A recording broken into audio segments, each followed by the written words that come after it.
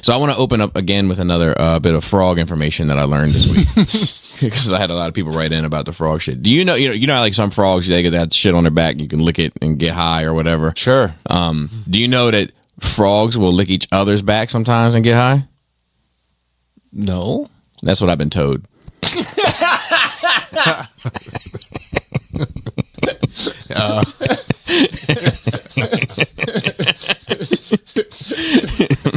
Good. That was good. I like it. Anyway, so we have Greg with us today. What's up? Welcome back. It's been a while. Yes, sir. And we have Joe with us today. Yo, This episode 470. I know that because I responsibly did the notes this morning and got ahead of the game. Shout out to Phil in advance. I'm trying to think if I have anything else. I have some Nerd Week stuff, but I think we can go ahead and jump right into it.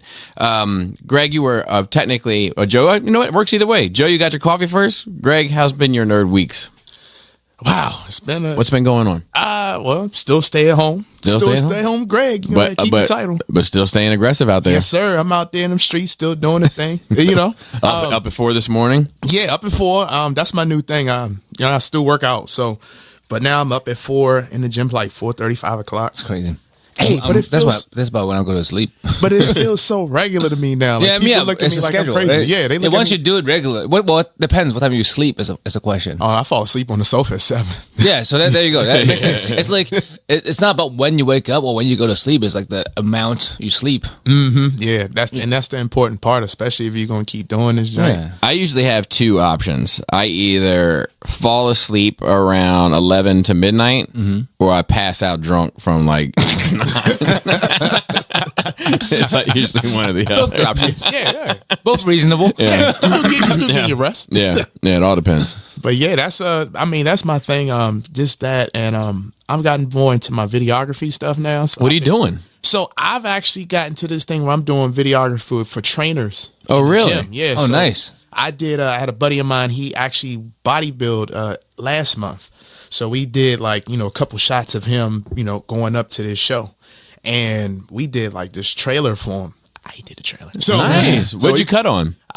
what did I cut it on? Yeah. It's on the editing joint. Yeah. It's a spot called this editing thing called Filmora.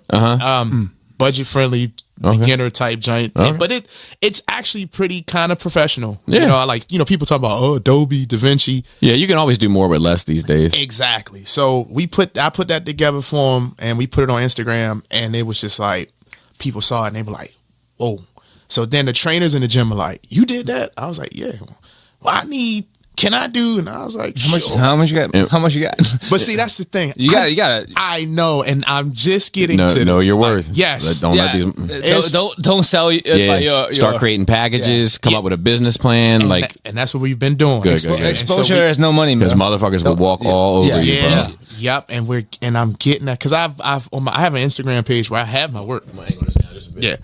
I got my Instagram. Oh my god! so I got an Instagram page that has all my work on it and stuff. So you see it, but now it's like we can charge people. My wife is big support. So Standardize the pricing. Like for this amount of video, this amount of edits, or this many minutes. Yep. Exactly. Go with a package. What package do you want? Yeah. Make it easy. Yeah. And then you don't have to like haggle every time. It's like, look, the prices are right there. Which one do you want? I tell motherfuckers, man, and it's all cool to build a portfolio too, so you are getting something out of that now. Like if you're doing only it for in the very beginning. but only in the very can't- beginning. you You can't can't get do it used to that. forever. Yep. Because they will take advantage of you. You know what I mean? Like when I started like doing drawing work for people, I did everything on the arm, every single thing. And then I did this. I don't know if I probably have. I'm coming down with this complex, Joey, about telling the same story over and over. We've been here for like 8 years or some shit like Yeah. that. It's gonna happen. So it was a big joke at work yesterday. Like every time I get ready to say something, I was like, well, I said this one, you always gotta say that though, right? When you older, I say that same I don't thing want to too. bore. I don't want to bore a motherfucker. You know what I mean? I would just say you might have heard this already, but here we go. Yep. So I drew for everybody, tons of shit. And this one dude, he wanted me to draw a tattoo for him of the Hulk, busting out of mopping gear, and I was like, yeah, I can do that, but where are you getting this tattoo done? How big do you want? He's like, I want it to be a whole back piece. And I was like, okay. I was like, how many tattoos do you have? And he's like, this is my first. Oh my god. And I was like, man, I would start small and see if this is even for you, dude. You don't Like, want to be it's not halfway It's not in for and everybody. Right. right. The you people know, have quit. Like, I want to get hand tattoos. I'm getting them soon. Oh, Because you run out of space. yeah, well, no, but You need the L and the R. so, yeah. So my job had a rule: no tattoos below the sleeves and none above the collar. But they just recently got rid of the below the sleeves one because people have them, you know, and people were like, "Well, that's not fair," you know. Right. Yeah, what are the times? Yeah, and I mean, even some people in the managerial section have them, so it's like, what are we doing? Yeah. And some of them are new, Right. You know. So anyway, I just want to get it while the getting's good, though, because I don't want to take it away again, you know. Anyway, back, so I'm drawing, and I was like, well, look, I'll fucking do it. So I did it, and it was fucking badass. I took a lot of time with it. Like, it was really, really, really fucking good. And, you know, it was like he was busting out like the whole shit. Like, there's tools of the trade are all around, ribbons blowing off him in the wind. You know, I put a lot into it, and I gave it to him, and he was like, yeah, it's too much, man. I can't get all this on my, and then I was like, all right, cool. But that changed that was the last day I did anything for free. Yeah. That was so much effort. Yeah. And because people take it for granted, and that's not a knock on that dude. You can't help it. It's like human nature, right? Like, because you don't value it because you're not spending any money on it, so it has no value. Yeah. Right.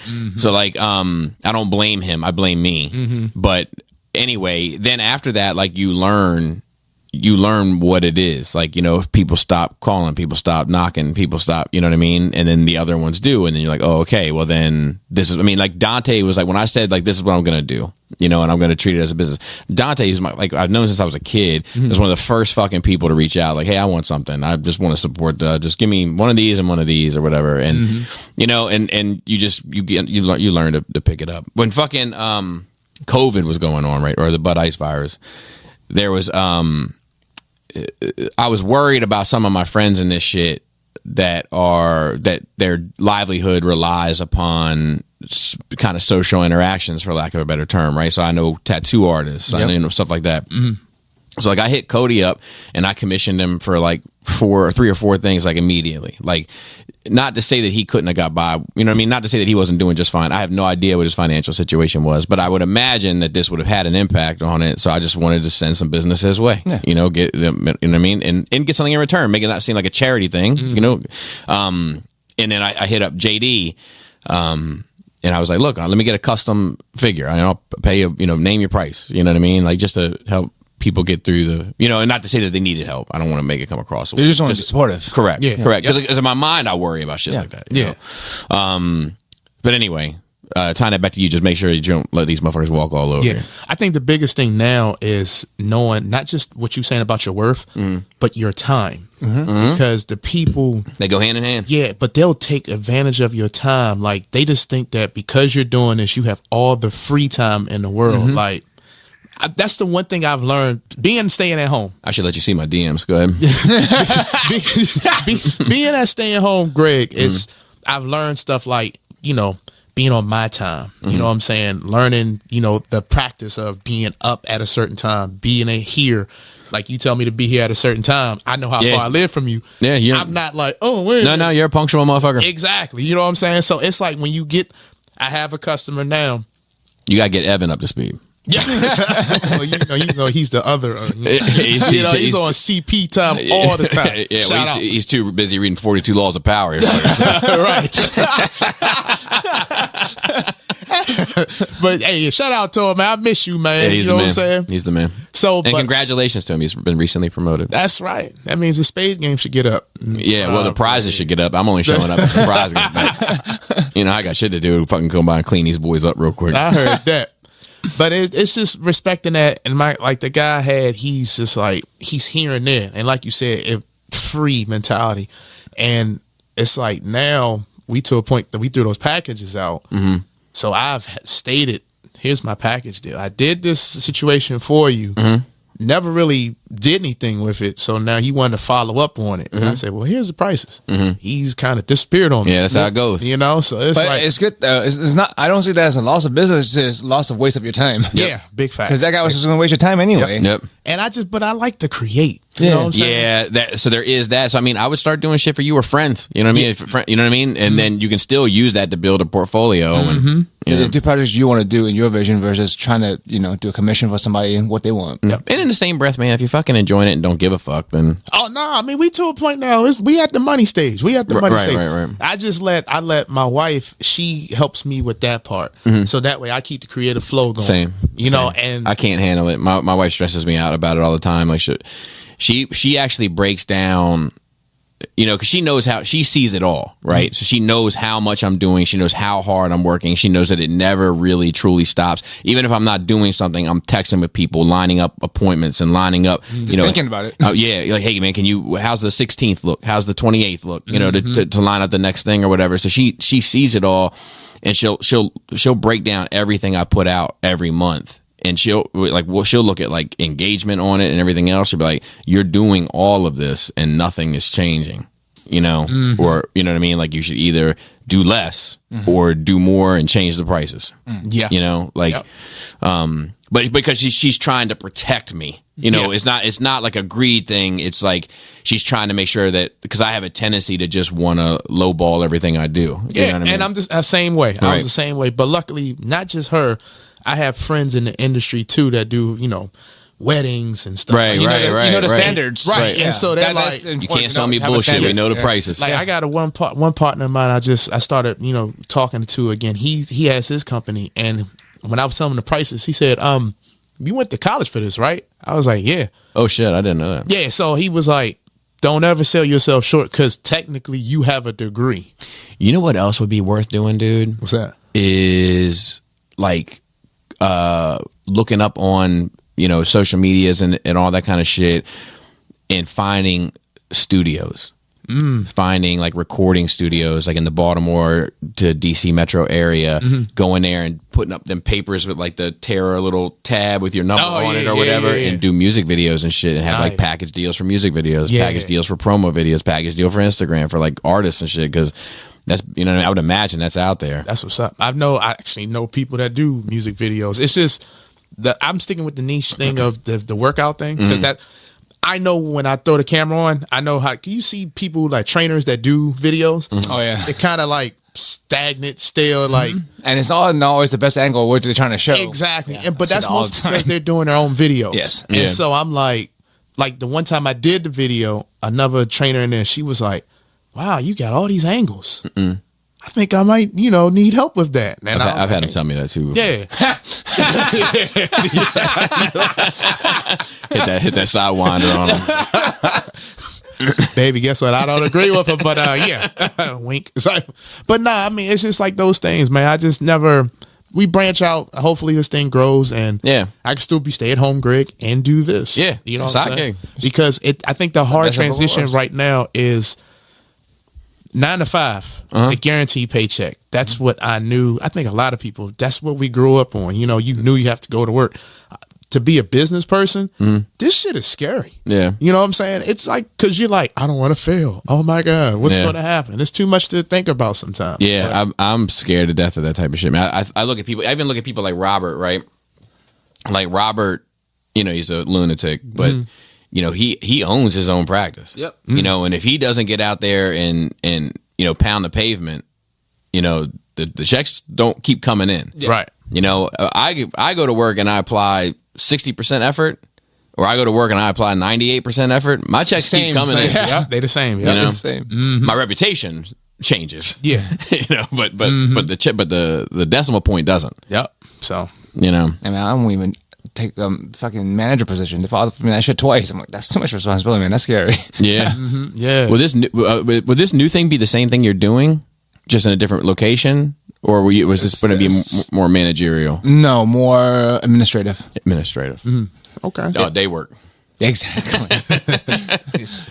But like, yeah, a cubicle work. Yeah. No face to face. That's like always been my goal. I mean, I've had that before in my life, and multiple times. I used to work at the mall at Tyson's Corner. Actually, they have a nerd store called Gamekeeper, which got bought by Wizards of the Coast, and I did warehouse work. Oh yeah, they had me on the floor, and then warehouse work is different though because you're like moving and shaking, and you know what I mean. Like for me anyway, like because I've done warehouse work solo and warehouse work in a team, and at least you're like busy, you're like doing shit, you're like for me anyway, like I'm putting my hands on stuff, I'm moving around, I'm moving my body, you know, whereas like a cubicle is like a cage. Oh yeah, you know, to me it's not about the environment, it's about people. Not having people around. I don't want people around. Yeah.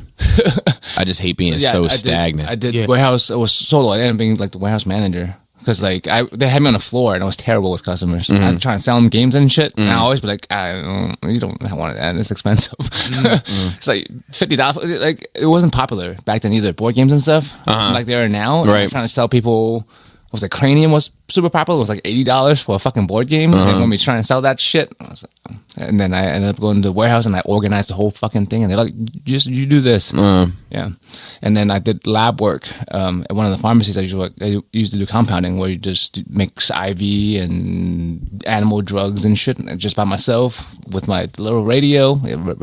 Actually, even AM FM radio. That's how long ago that shit was. Even that though is something like moving. It's still moving and thinking, and you know, like my shit when you just sit in front of a screen. Yeah, you just sit in front of a fucking screen and enter in data, and like a fuck. Then like it's that to me is like castrating. And see, I've never done jobs like that. Oh, Everything I've done warehouse. I've done warehouse maintenance. I think the fun job that I've always had was security. You know, you do security at a nightclub. It's just like you're going to see something. Yeah. It's going to be one guaranteed fight. It's going to be one guaranteed something stupid. Right. You know what I'm saying? I'm all about the adventure. Those right there, those were the fun things. And when I did the strip club security, I mean, it's always a good night, you know?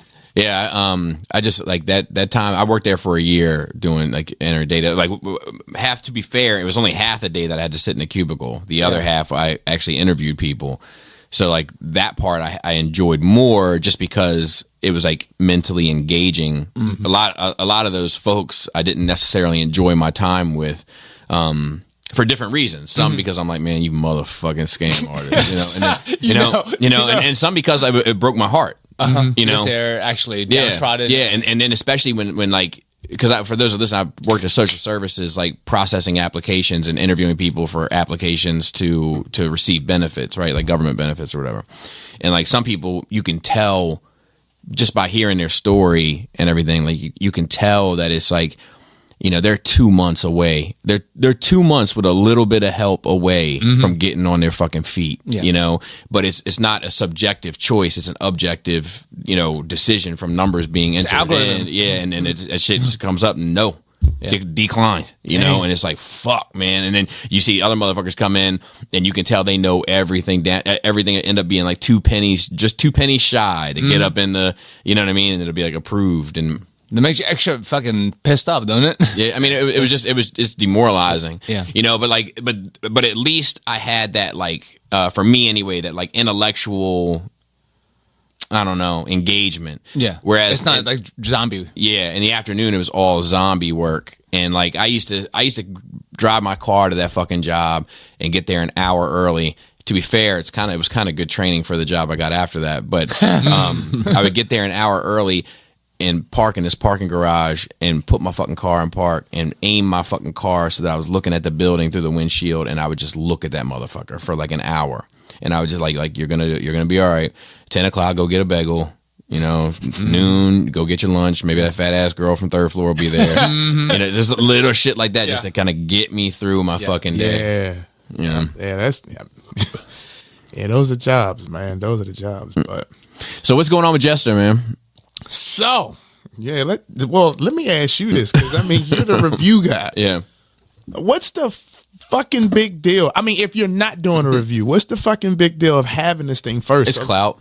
But everybody that's on Facebook now, and hey, look, I don't have no beef with nobody, right? But I'm sitting on Facebook in these groups and I'm lurking, and I'm just like, I don't want to comment because I don't like to type dumb shit. You know what I'm saying? Because it's gonna take one person to say some shit, and I'll take the typing that. Oh, he trying to be smart ass. I can't read no comments. Yeah, so I'll get to looking at your personal information. Yeah, that's what I'm saying. Because my next text will be, "Hey, what's your address? Let me come holler at you at Purpose." Greensboro, huh? Yeah, that ain't nothing but a try.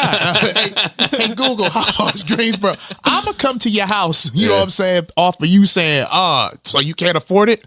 Wait a minute, hold on. But sometimes you just click on someone's profile and be like, this guy has audacity to say this shit. You ain't shit. Why? And that's the other thing I want to do. Especially, I'll be going through your pictures and I want to screenshot it. Shit. I'm like, look at you. You can't see your feet, but you want to talk about you can't afford. Get out of here. Yeah. So, but my question is, I get it's clout, but it's these people are talking about this one in particular. We're talking about it. All right, the Fans Toys Jester. Yeah. Explain to me because I'm out of loop. So, and I'll explain it for because the listeners here now, I have come to realize are not necessarily Transformer third-party fans. So, for those listening, we're talking about a lot of different things here.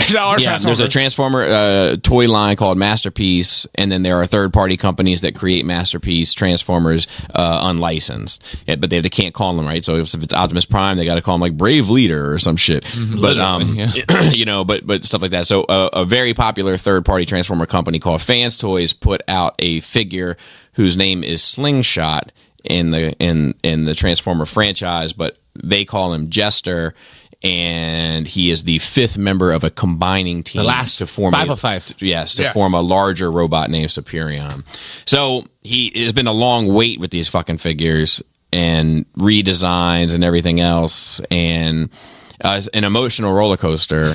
For a lot of people. Yeah, for myself included, like anger and, excitement, and then disappointment. And, you know what I mean? It's been all of that. Mm-hmm. Did this start before or after Motomaster? Not Motomaster, but... So the Stunticon started first. And it was that. Yeah. So that's what I can't... That's like a meme now. Like, when is that going to fucking finish? So and then and there's this thing... It reminds me of Tupac, man. So, like, I never hated Tupac's music. I never hated Tupac. But god damn if I didn't hate his fucking fans. Oh man. They used to drive me fucking bonkers. That is about a lot of fucking fandoms, man. So I feel that way about Fans Toys. Like, I don't hate Fans Toys. I think they do some things exceptionally well. I try to point those out. I think they do some things awful, and I try to point those out. But the Fans Toys zealots will... Every time a Fans Toys figure gets ready to come out, they go to their closet, they get their Fans Toys cape, and they iron it, Yes. and they tie it around their necks, and you can set your fucking clock to them, So now the new thing is people have been saying, well, at least it got out before Dead End or whatever, and then people are like, well, Dead End is slated for March 2025. You know what I mean? Like, they've been pretty consistent. I'm like, look. Maybe, man, but I can go through a list of other dates that Deadpool was slated for. I mean, Dead End. Yeah. So it's like my old famous saying is, I trust my tracking notice. That's like my tracking number is the only fucking news I trust in regards to release. Don't fucking tell me your man that and you DM and your roommate's bowling partner bowled with the guy who owns Fans Toys once, and I don't want to hear none of that shit. I do not believe it. I do not trust it. I trust my tracking number only. So, with this shit, right? Like, I think this is a very average figure. 90-degree elbows, 90-degree knees, no waist swivel, like, painted beautifully. Materials feel good. Transformations astounding. It's easy, straightforward down the line. That is a masterpiece figure I could see myself sitting and transforming because I had nothing else to do. Like, wow, that's for you. For me, that's saying something. And a lot of them are that way. A lot of those jets are that way, right? But I give credit, But like, to have they are a lifeless looking set. Because they just don't have the articulation to pull off any sort of realism about them. That combined with the ultra tune look, that's not my thing necessarily, but I understand the approach for sure.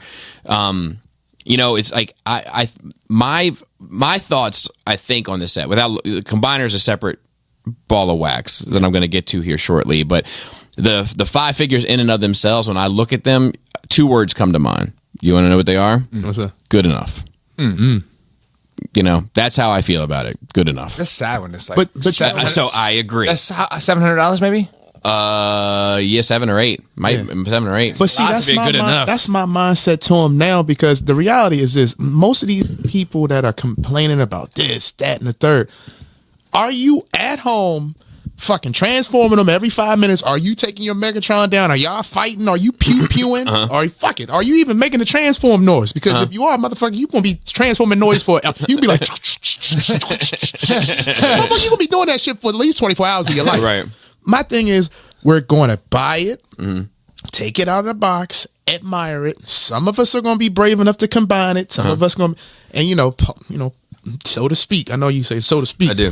You let me hold the damn thing. It's got some weight to it, not the plane. You let me hold the plane or the alt mode, but that thing got some weight to it. Yeah, it looks good, but I'm not going to go online and fight with somebody like Zeta and Fansoys. This is the back and forth I'm hearing. People are saying, oh, yeah, this is far superior, blah, blah, blah. It came out in 2024. This bitch better be superior than Zeta. Zeta came out in what year? Yeah, a long time ago. You know what I'm saying? You can't. I know. Please don't be mad at me, because you about to do a versus. Or somebody. Well, I'm just saying, if you do this I'm not versus, going to get mad at you. Somebody is going to do a versus, and if Zeta wins, oh, my God. I'm going to be shocked and fucking awed. Yeah, so, because it all, like, it's tricky, right? Like, I imagine, like... So I think I get the impression that this thing is pretty stable.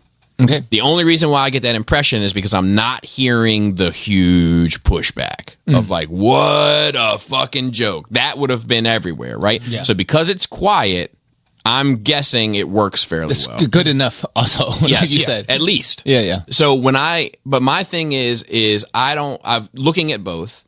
I think that the Fansoys is a lot better.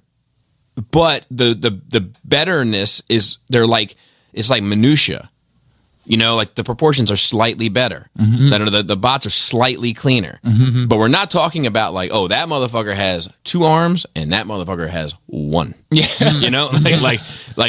So I'm not keeping my Fans Toys in combine mode. I bought them for a specific purpose, and Facts. I'm happy with my Zeta. Yep. I'm happy with it, and even if this is better, it doesn't take away from the fact that I'm happier. Yes, I'm happier with my Zeta, even if this is better, because the experience of the Zeta was a better experience. 5 figures released over a year and a half to 2 years that combined and worked well. Like it was just a good time. It was a good ride. Yep. This Fans Toys ride has been fucked. Yeah. So it doesn't matter how bloody good it is, it'll never feel as good to me. Yeah. And I don't mean that literally. I mean it figurative. Yeah. I think a lot of people. Well, this is just me.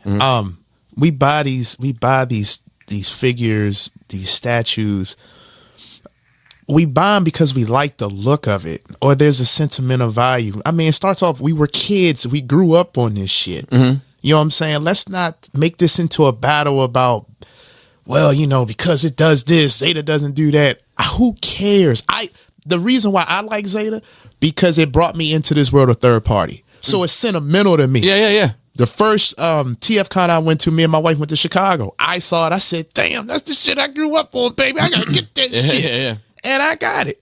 You know what I'm saying? I'm not sitting here and looking at Zeta and now Fansoys and saying, oh, look, Fansoys' legs are small. That motherfucker need to go to the gym. Yeah. You know what I'm saying? It is what it is. And I think another thing is like the cold hard truth of it is, if there was no Zeta Superion, there'd be no Fans Toys Superion. Exactly. Because they jacked the whole move, which I think is the right move, because I think Zeta had the right formula. There you go. But they used it. Yeah. So it's like saying like, I mean, whatever, like, Griselda is great, but Wu-Tang is trash. It's like, well, but okay, maybe you feel that way, but Griselda is using the blueprint that Wu-Tang designed. So I'm not sure you'd have your Griselda without Wu-Tang or whatever, use any 2 artists, And Pink Floyd and Tool.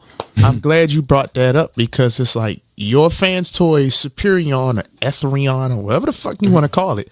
That bitch wouldn't even be here if it wasn't for Zeta's joint. Yeah. You know what I'm saying? You had to snatch something from them, because the big talk they were doing it right. Because the big talk was Silverbolt wasn't even supposed to go into a chest, right? He was supposed to be the chest himself. Yeah. Now what happened? Oh, there's a parts forming. No, I think, I'll be honest with you, I think the parts forming was always the plan with them. I do because I think in that time they did an interview where they said they only considered themselves having one competitor, and that was Zeta, and that tells you a couple things.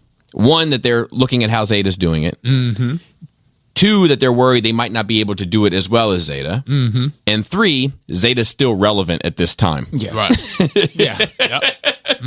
You know, so we're talking about a long time ago. Yep. And their mindset. But I don't want it to be bad, right? I bought it.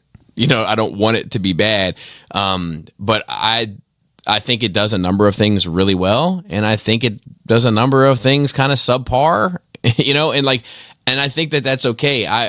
I worry about the collector community when they get on some they can do no wrong shit. Yeah. Because when you get on that, they'll start doing wrong, and you'll start accepting it. Yep. You know, Facts. Yeah. but all that like it feels so good in hand, and you know the pictures don't do it justice. Always, you know, always. It's all you know, and it's just like I think another thing is that people. I think, and I don't like speaking highly of myself, but I think it is a skill that I have, and I think it's because of how I view money.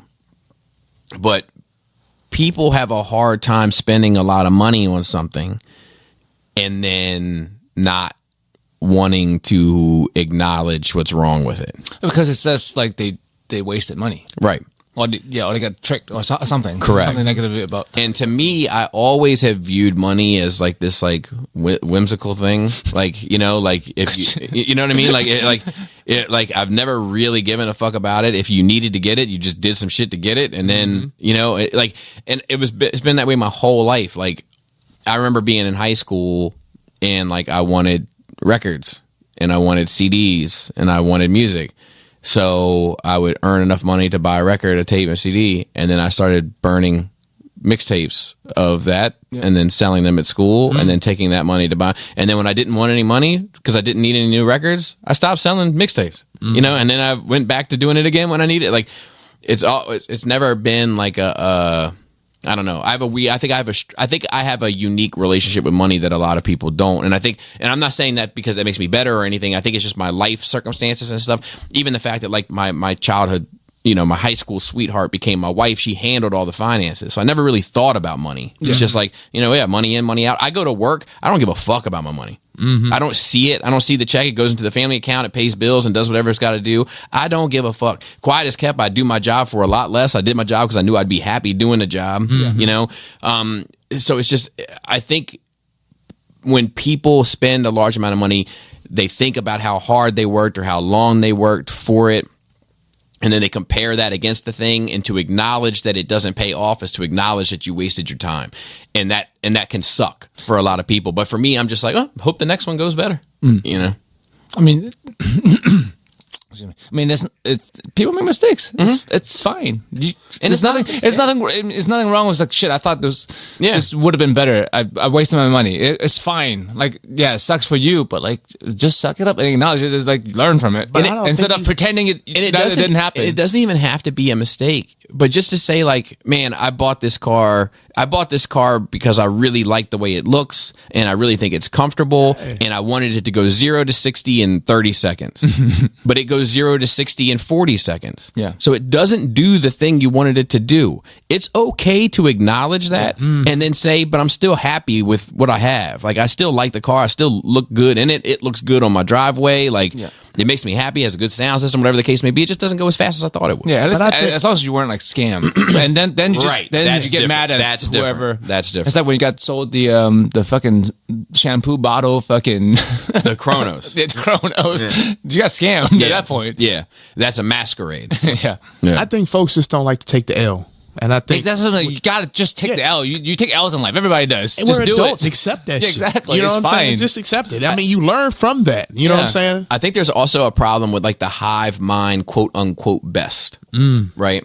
So like if you have a Superion or a Devastator or a Megatron or an Optimus and you're happy with it, Doesn't matter what anybody else says. Doesn't matter. You don't have to have other people like it. Doesn't just because the newest, boldest, most clever one comes out next. If you look at yours and you're like, oh man, I'm still happy with it, but I don't have the one that everybody's saying is the best. Who gives a shit? Mm-hmm. If you like it, you win. Yep. Like there are a lot of shit that's supposedly better that I don't think is better. So I'm not. Would you go to a fucking restaurant and you went to a restaurant because you really want to get their steak and everybody says, but the chicken's the best. It's the best chicken. Would you say, okay, fuck my steak. I'm just going to get what they think is the best? Problem is, some people do. Yeah. That's fucking nuts. But it's what is art? It's subjective. Yeah. It's no mathematical best of what this fucking figure is. What do you like this better? That's all that fucking matters. Yeah. And it doesn't matter if you're literally the only person who likes this fucking thing and everybody in the world hates it and you have it, be happy. Agreed. Yeah. Agreed. But then again, when I just thought about this, if we didn't have these conversations, then we wouldn't be talking about them. You get what I'm saying? Then they make these figures nothing anymore. So we got to have those elitists that like fans too. Yeah, but I think that I disagree because I think we could still sit down. I think Joey and I bought the 2 IDW Primes when they first came out. I bought the G Creations and he bought the Generation toy. And he preferred the Generation toy and I preferred the G Creations, and we both had the opportunity to mess with the other because of our relationship. We're still talking about the toy, right? Yeah. Oh, okay. Making sure. Hey, but our relationship is still young. But like but in the same breath, like, we had discussions about what we liked and didn't like about both versions and still held tight to our guns about us picking the right one for us. Ourselves, yeah. And it never got ugly. It was never an argument. It was always a discussion. Never an argument. Like you can have those nuanced conversations. And I think part of the problem is everything's starting to look so fucking the same that it's harder to have those conversations because now it's like, oh no, we both want the same thing and mine does it better. When you had Make Toys Devastator and you had TFC's Devastator, they were drastically different. So you could have a more nuanced conversation about the two offerings. And your preference. But now the fucking Zeta Superion and the Fans Toy Superion, they don't look that fucking different. Right. If they look different maybe to the keen eye, but if I were to send those 2 pictures to any one of my fucking like normie friends right now, they would be like, why'd you send me 2 pictures of this guy? One would have done. And I think that's what's raising the fucking ugliness, because we both want the same thing, but mine is better. Well, all I need is, hey, look, I know you got yourself some listeners. I know you got a bunch of people. I need somebody that got a cousin or a bowling partner that knows somebody at Fans Toys. Stop making the same fucking figures that everybody else is making, all right? I need a Computron. I need a Terracon. Y'all go holler at y'all people over there and tell them, man, stop making. We don't need another. They're supposed to be making everything, aren't they? Yeah. They suppose. Hey, matter of fact, do the Protector bots, and then you won't have no argument about what's the name? I just give me those. I want that fucking Obiminous or Obama. Obiminous. That's tight. It comes with a drone. A fleet of drones. That'd be tight. Now for these accessories, and the screen just goes static.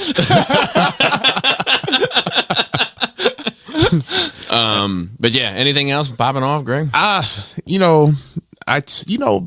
you had said this years ago. Patience pad pockets. That's Chris's shit.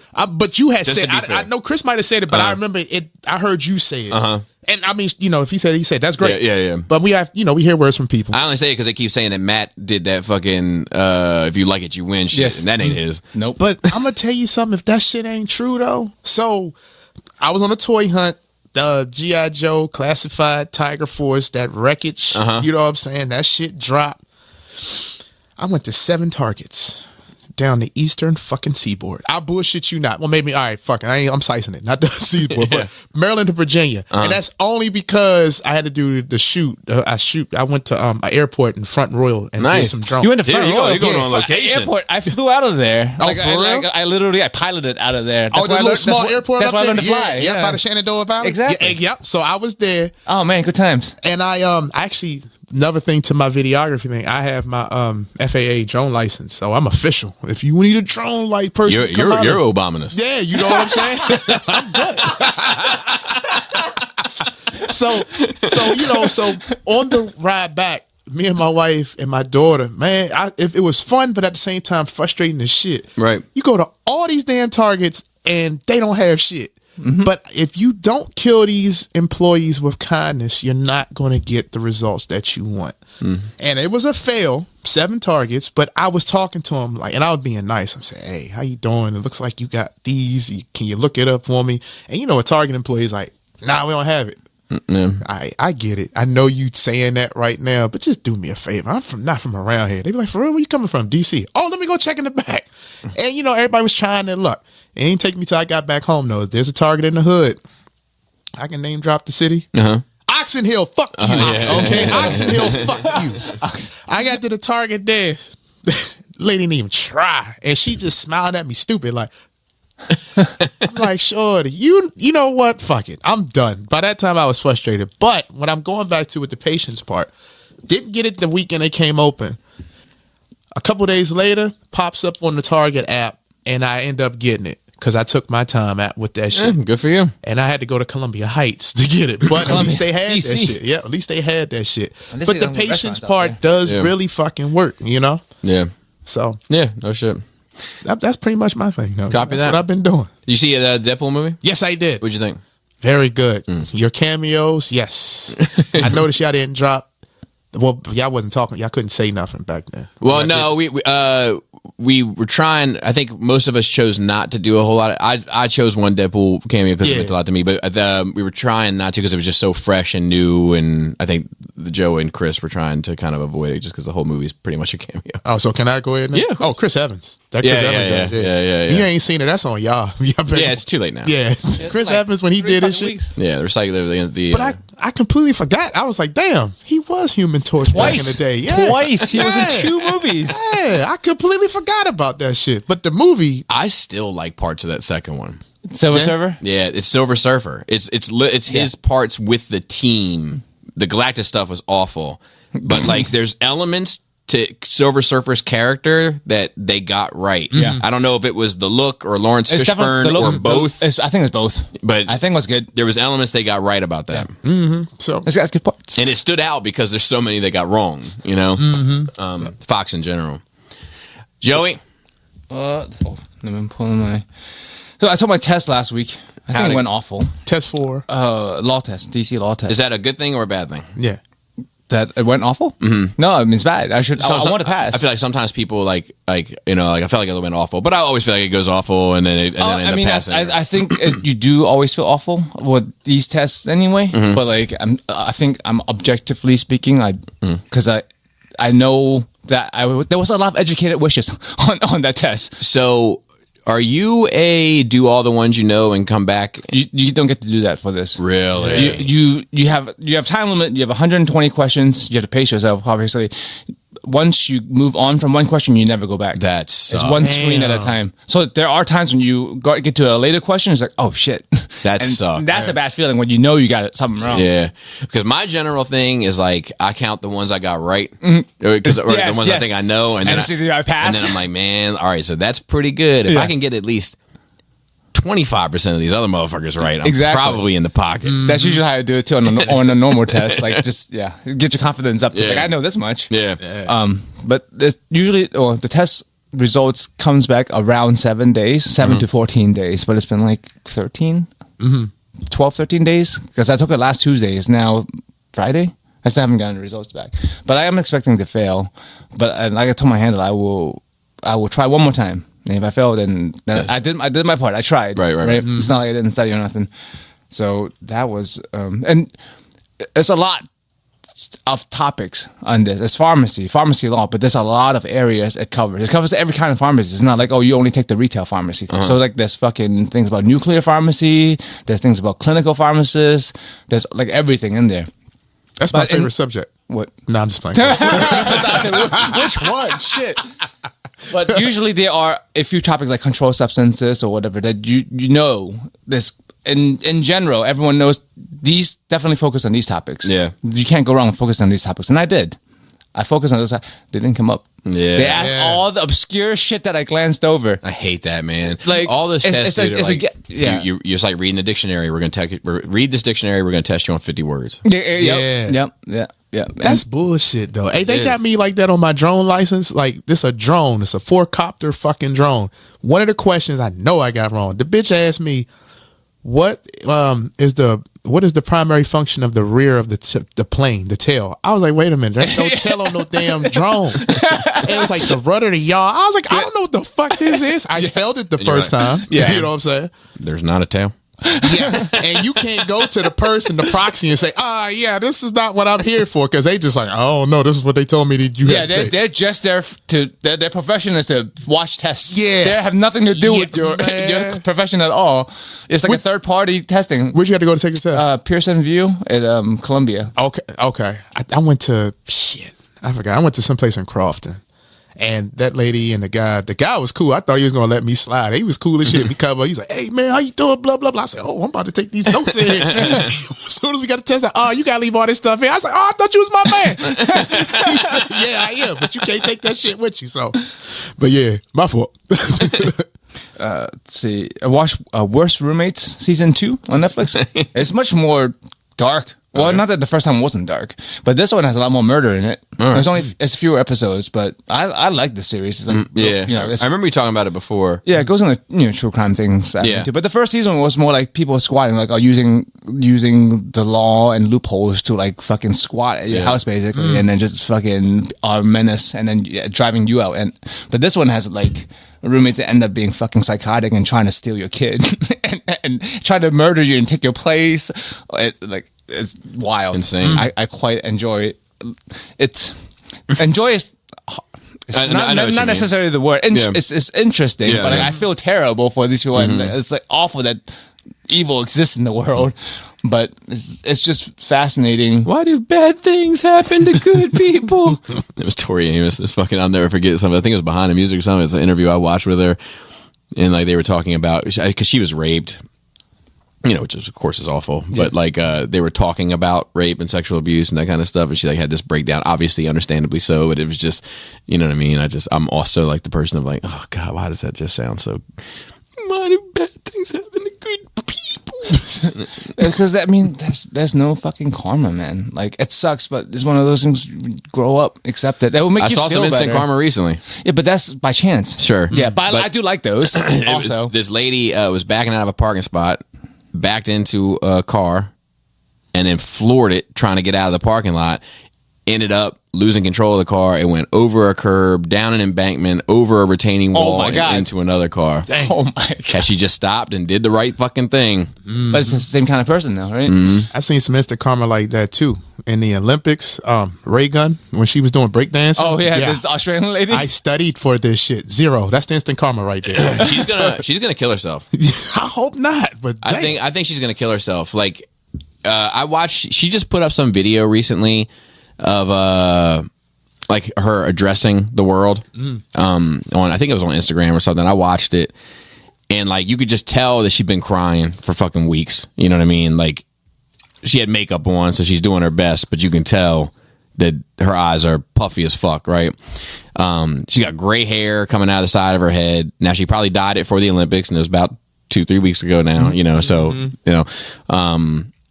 but like, she was just like, can the media please stop, harassing my family, my friends, like, and it's just like, and it's like, look, you brought this on yourself. Yes. I feel bad for you, but you did bring it on yourself. Yes. Like, why did you do that? But I do feel like, not just her, but just in general, with some of that shit that like, the reaction is so disproportionate to the offense, It depends on how you look at it, I guess.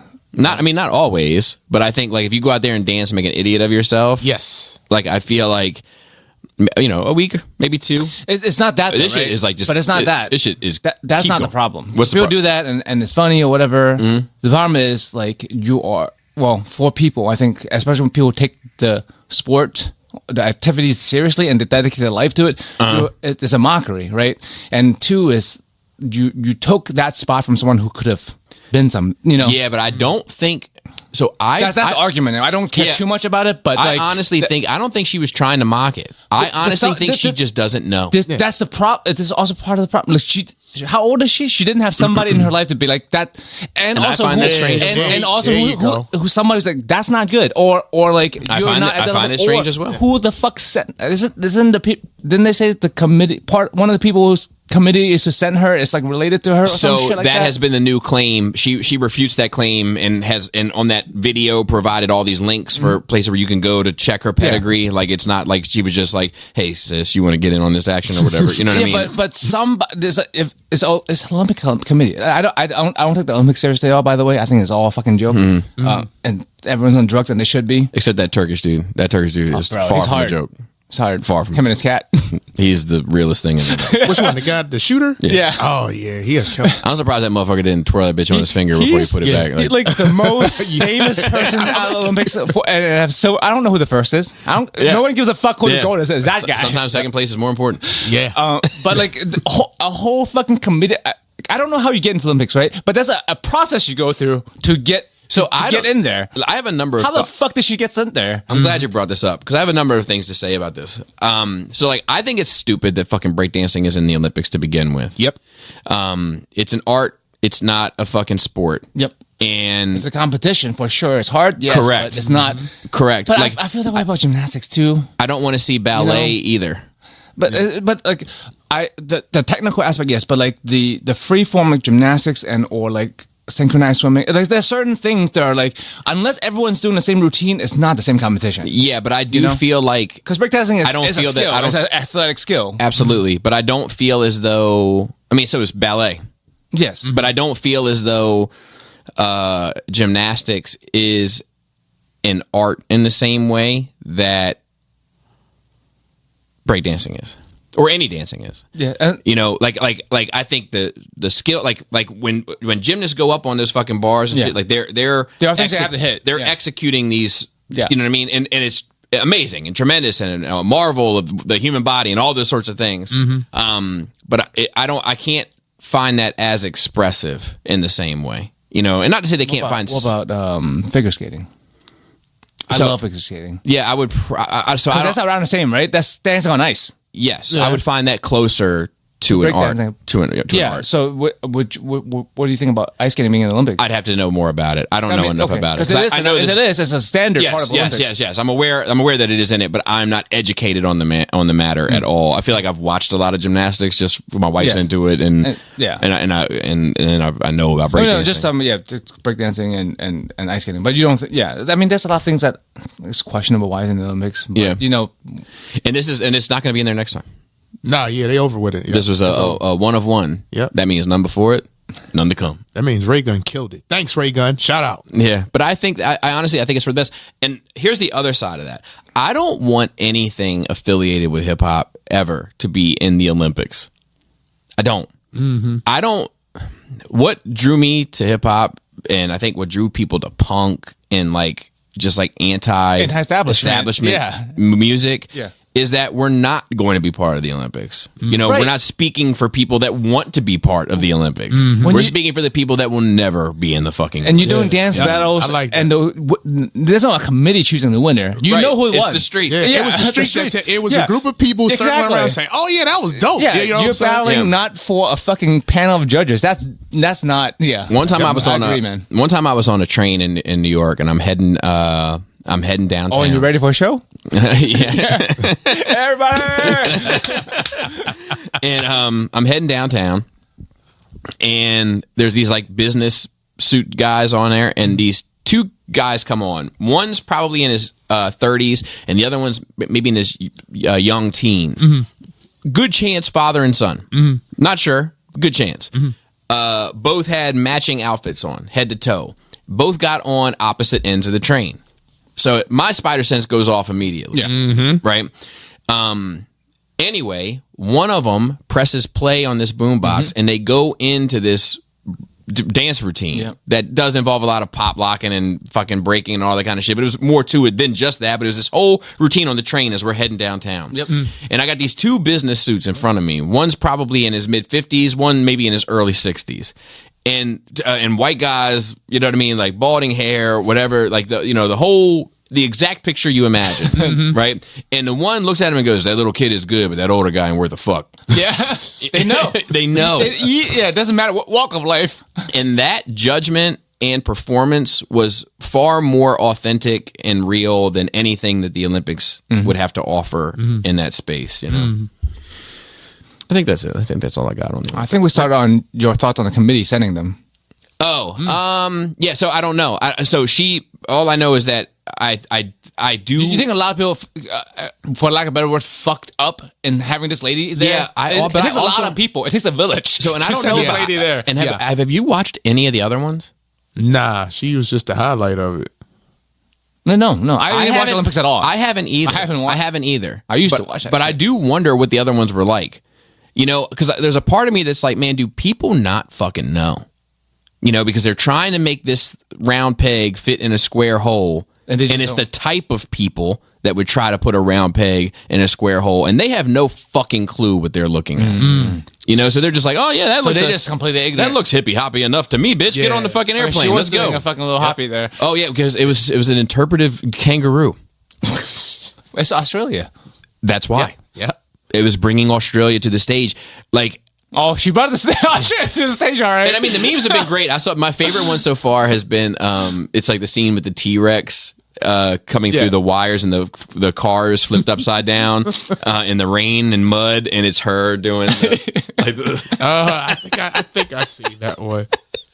And I do. There's a part of me like don't get me wrong. She made a fucking monkey of herself. Yeah. And there's going to be every action. There's an equal and opposite reaction. Yeah. I'm not sure if this is equal, but I do. I'm gonna die out. She just gotta wait. I hope so, because I do know what it feels like. I do know what it feels like on a really small stage to have everybody feel like they're gunning for you, and it is it's a lot. Yeah, I can only imagine the world, the world, not even just the country. Yeah, the whole fucking world is like, aha, bitch. But you know what though? She, regardless of the Olympics, you saying social media is everything, the internet's anything. She could have did that in Australia and fucked up, and we would still know about it. Not the same way. Well, my dad probably knows about this. But if she was really, I mean, if she did that goofy stuff, you know what I'm saying? If there was a big Australia joint, you know that there's memes out now of people. We're like, wait a minute, where does this lady? Well, we have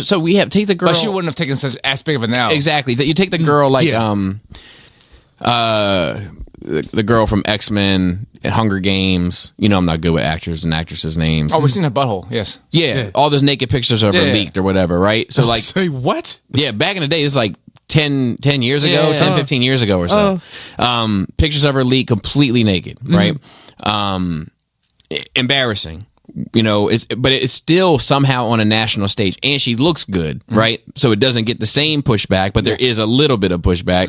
But this is like the worst case scenario. This is a global stage that everybody watches, like regardless of like, you know, your financial status, what part of the world you live in, your religion, your gender, any of that shit. Like everybody is kind of peripherally aware of the fucking Olympics, and she fucking fumbled. You know, but the thing is, I think she's from Horn, because I'm peripherally aware that there are a lot of other people who are just shouldn't have been there, and really did awful performances. But it wasn't as much of the only shit I know about from this shit is the meme shit. Yeah, I know that this bitch got up there and danced like a baboon. I know that the Turkish dude is a gangster. Yep. And I know that big bitch knocked that Italian girl left, right, and center. Oh, and, yeah. The one that everybody says is a dude. And I mean, that is... Because I'm interested in this topic, and you know, and I have my takes on it. But so yeah, I'm curious. Hey, look, she's a chick, man. She's a chick, right? She has a period, right? Yeah. Like that French broad got clocked, and she ain't like no. it. The thing is, yes, I'm okay with this part. Yeah. Okay. That's fine. There's more. Yeah. Do you know that there's a person who didn't know that they were actually male earlier on? Get out of here. No. That's a little ass dick. No. They were born and raised a girl. Oh. They did not know that they were a boy until much later on when they're testing. She has male levels of testosterone naturally because she has internal testes and no uterus. She is a genetic defect where she was going to be a boy, but never finished. Right. Because we all start off female. Right. Everybody starts off female. So she's a world level competitor. I don't exactly remember what, but she's a champion, obviously a champion in a sport. Let's make some noise for men, goddamn. Are we canceled yet? Are we gonna make it to 500? But do you know, like that? Now that's a debate. Like now that they have found out, they don't want to let her compete, and I agree with that. What the hell? Hey yo! I forgot. What you thinking about there? Take that shit He's trying to get every ounce of that. Little Slurpee bear, dude. My bad. I saw Bobby's face and I was like, damn, I fucked up. Lurped out. Yeah. My dick started itching. It knows the sound, and I looked over and saw you. I was like, what the fuck? They're confused.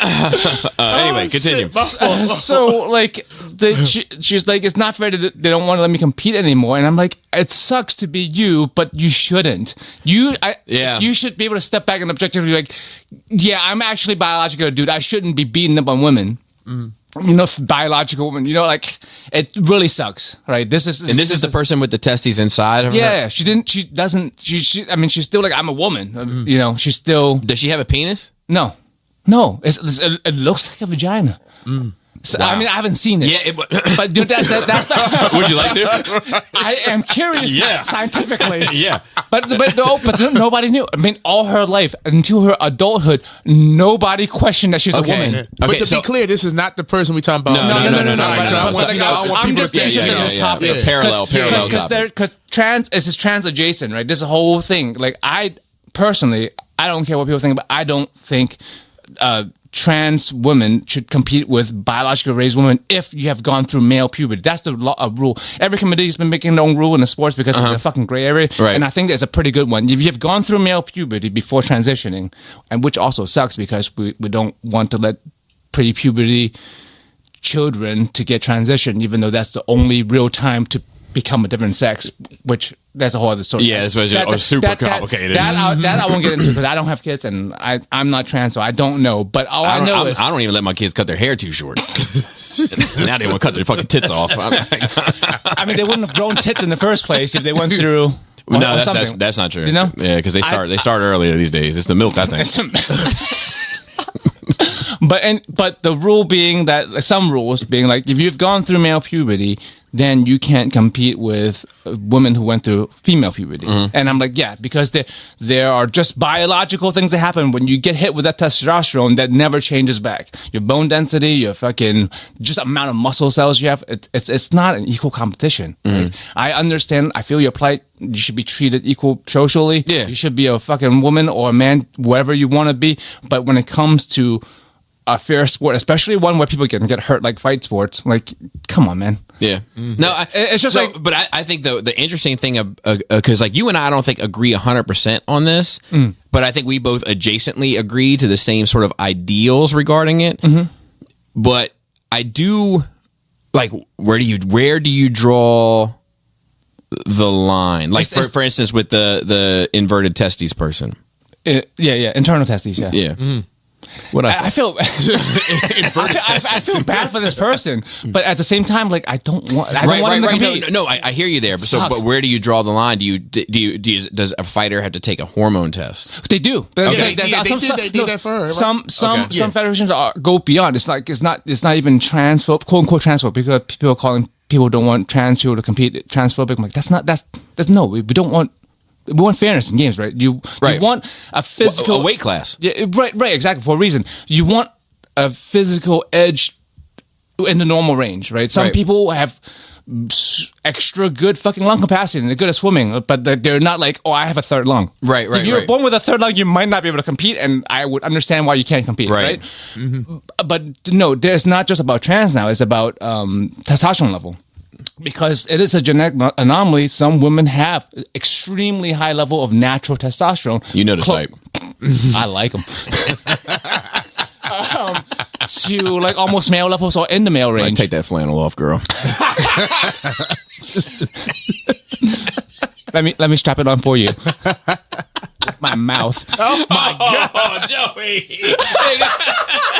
because I drank the water. This is why we do this. I'm so sorry. You started I'm so it, bro. sorry. You started it. Gosh, Sorry. But yeah, so there are natural born 100% biological females that just have a lot of fucking testosterone in almost the male range. So they're gonna have an edge, a huge edge. Like testosterone is magic when it comes to sports performance. Huge what? Edge. Oh, okay. Hey yo.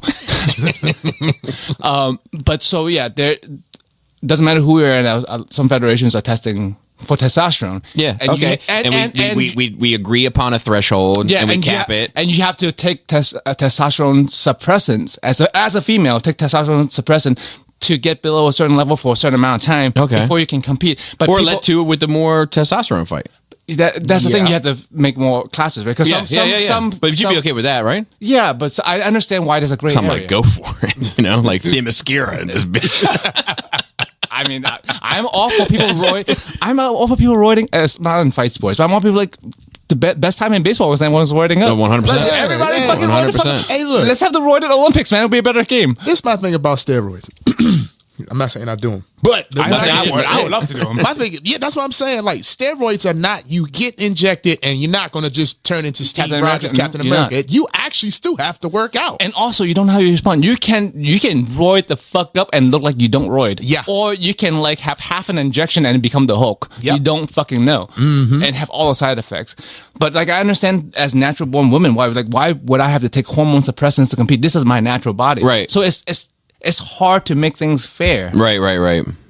So it is a gray area to understand it, but I feel like everybody needs to be a little bit more understanding and look at it objectively without being so emotionally charged. I agree. Yeah. Right? I agree. Because you can't deny that this person is naturally just fucking superior in this thing. Yeah. But then you can't just let them beat everybody up, I guess. You know? It's not right. Right. Notice I didn't hear no other competitor complaining when they fought that chick. That was just the one chick. She was like, I logged. She hit too hard. But she was also Italian. I can tell you, Italian women. I can tell you firsthand. They are dramatic people. Yeah. See what? But there are two fighters that failed the boxing committee. My mother would have turned into a wrestling show. She'd picked up a chair from outside and thrown it at her. That's what you're supposed to do. Go to the next level with this shit. But they weren't. They couldn't fight in the championship outside the Olympics in their federation, I believe. You talking about the Asian chick and her? Both of them. They were like, you guys don't pass the female test. We can't let you fight. But then they get sent to the Olympics and are able to fight. I don't know. Again, a gray area. I'm not for or against this, but like, it's something that needs to be looked at. We need to look at it harder. Yeah. So to speak. Yeah. And no, I agree. Yeah. See, and for those listening, that's what a good, balanced, fair, nuanced conversation regarding a controversial subject looks like. Yes, nobody's mad here. Nobody's mad. Yeah. Nobody hates any group of people. No, I just want fairness. Yeah, right. For you can't. Fairness can't go only one way. Exactly. It has to be and it's not. You can't even have it for everybody. Unfortunately, fairness is like a group thing, right? Do you think it's fair that Snow White is not the fairest of them all in this new trailer? Hey. We'll get there. Okay. I'm ready for this one. We're having a good time here, Bobby. I'm ready for this one. No, we'll get there. It's in the notes. It's in the notes. I don't even know. That wasn't even on my notebook. I don't know how we got here. But that was great. That was great. It's some shit I'm interested in. That shit gets my juices flowing, so to speak. Like the internal juices? Well, inverted? No. Speaking of juices flowing in the other way, I saw the shit where they get on the little go-kart and they fly down this little sliding board. You know what I'm talking about? I'm not sure if it's a winter thing or it's a summer thing too. Okay, a luge. Okay. Oh, okay. I saw speaking of the Italians. That is speaking of the Italians. Yeah. I saw this other Italian competitor, and let me tell you something. She jumped on this little sled and took off, and every turn she took, I was watching very closely. Because everything would just shift over to that, and then the centrifugal force just pull it right back over this side, and it helps moving it around. You know how to use that. Then I'll come in my big Johnson, swish, swish. Oh fuck! I think that's about it. Yeah. Rest in peace, Game Informer. 33 years of Game Informing. I haven't read them for years, but I used to. Who is Game Informer is a video game magazine like Game Pro. Or, yeah. And every time GameStop always had them. When you have a subscription or whatever, you get one monthly, and I got them for years and years. But I haven't got them in years, so it makes sense to shut them down now. So I had a good run, good times. Yep. So, sorry. Yeah. One more thing. It's important to get outside input and perspective on things. oh, okay. Touch grass, as the kids say. No, this is dumb. It's true. Well, like, sometimes you feel and think a certain way, and you just believe it. Oh yeah, that's how things are. But it's cool to have conversations and see what people's takes are. And just like I asked a question about, do you ever tell people you miss them? Do you assume that people know you missed them? Do you assume people miss you if they don't tell you? Right, that's part of it. But that came after. But these are things. If you think about it, you probably have your own answers in your head. But it's probably definitely important to ask people what they think, because maybe someone's like, you never told me you miss me. You must never miss me, and you're like, no, man, I miss you. I just don't say it, right? Now, I mean, I'll tell you, like in my life, because you brought up that question, and it is like a hard one to answer because, or at least from a person like me, because I hate to talk in a way where I'm like, man, I'm sure these motherfuckers miss me. You know what I mean? Like it seems like self-centered, and it seems in that line of thinking. But you would hope at least that they do. Oh no! So that's the thing is, I think I wish that people miss me, but I actually think. So there are a few people on this planet that I think miss. Like I think my wife genuinely misses me. Like, and here's the thing: I could be in the same room with her for a week, and she could miss me because I'm there.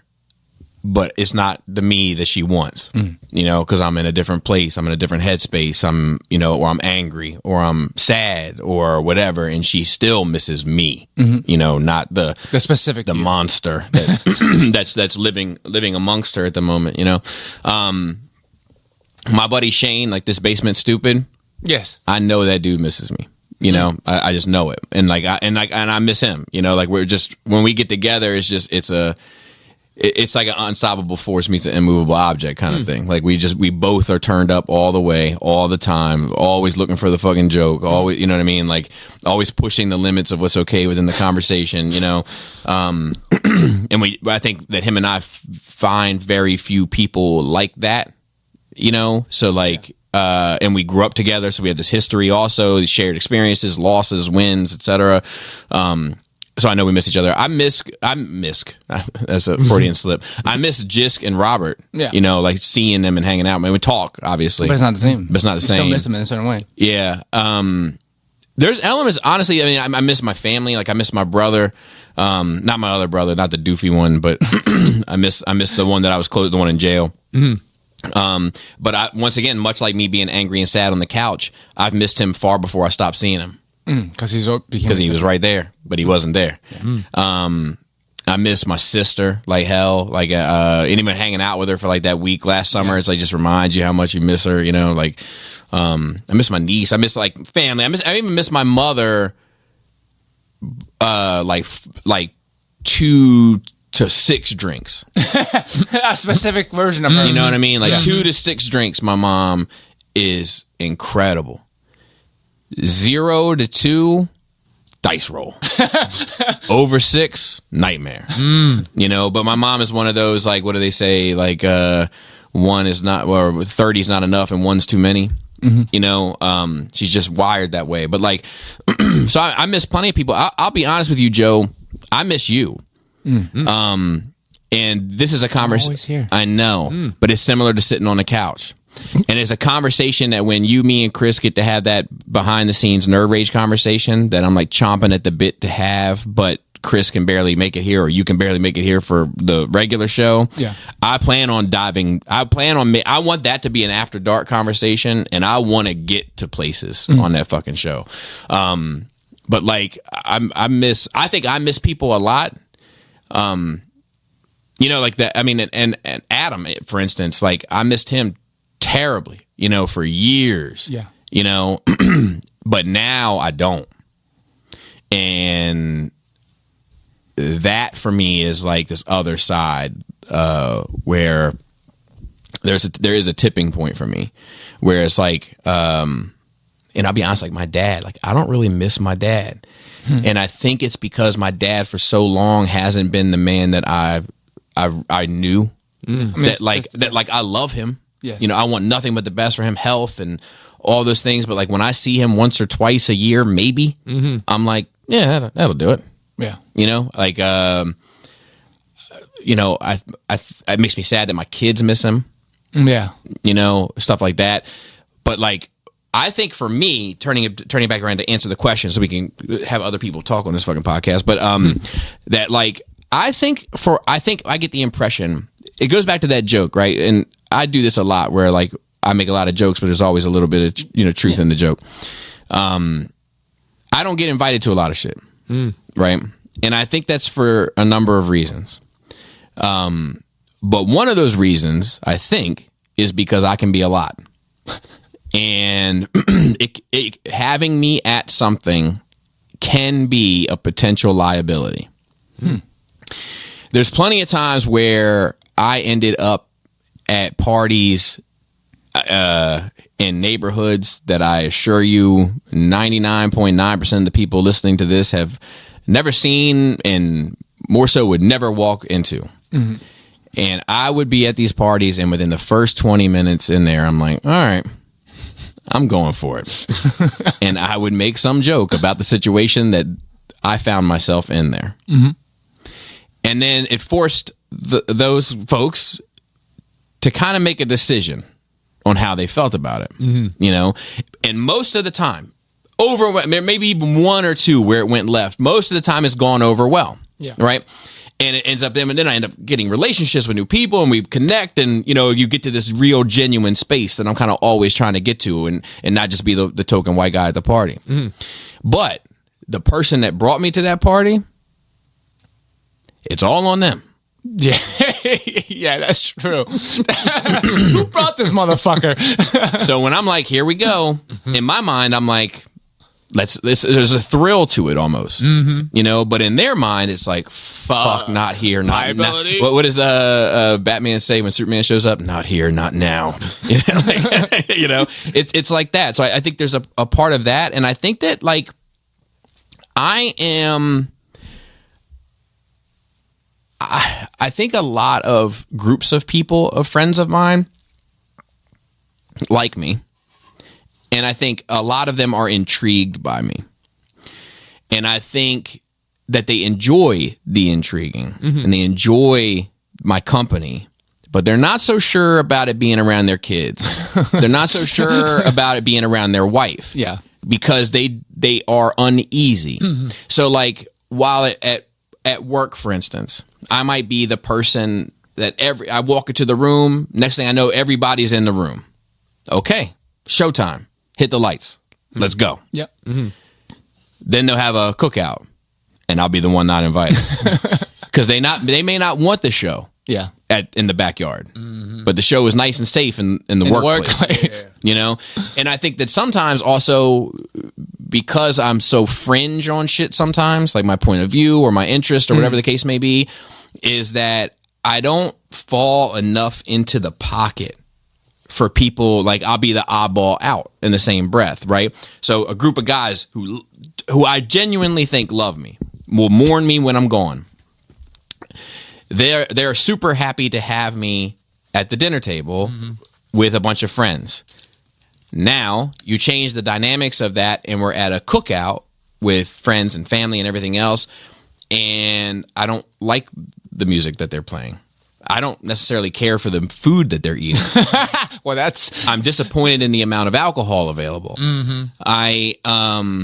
I speak a certain way. I don't feel the same way politically. I don't view, I don't play golf, or I don't watch the big game on Sunday. I don't do these other cultural activities that tie a lot of people together. So because I'm the oddball out, people are intrigued by the oddball. They love the oddball, but they're a little weary of the oddball in the living room, and they're not sure how the oddball is going to affect the vibe. Yeah. So that makes sense. So I think a lot of that for me makes me think that people don't necessarily miss me in the same way that I miss them. Not all people, some people. What you think? I don't shit.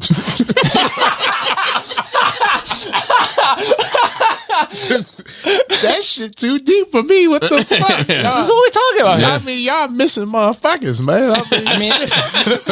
I don't know. Like, when it comes to missing someone, you know, this goes back to communication. Everybody likes to text group chat. You know, I miss you because I'm calling. You know, I think calling is a dead fucking art. Don't nobody want to do it because I don't like it. I feel like people don't want to take the time to stop what they're doing. To actually be on the phone, like, hey, what you doing? Well, I think sometimes because like it's weird for me because oftentimes I'm like, what the fuck we got to talk about? Exactly. You know what I mean? But in the same breath, there are people in my life, like Jisk is somebody in my life that I'll get on the phone with and we'll talk for hours. And I don't know why or how that happens that way, but it does. But I don't have many people in my life that fit in. Like Adam was a big caller. Yes. And I'm not, generally speaking. But like Adam also, it was, I think, I don't want to make it sound like it was selfish, totally selfish for him. But he would call because he was driving somewhere. That's how I am. So he needed something to do to pass the time, right? So and then needed something to pass the time versus that's the time you have to do things are not necessarily. They are, but I don't think that pendulum is swung. Well, I don't know. I'm just saying it could be either or.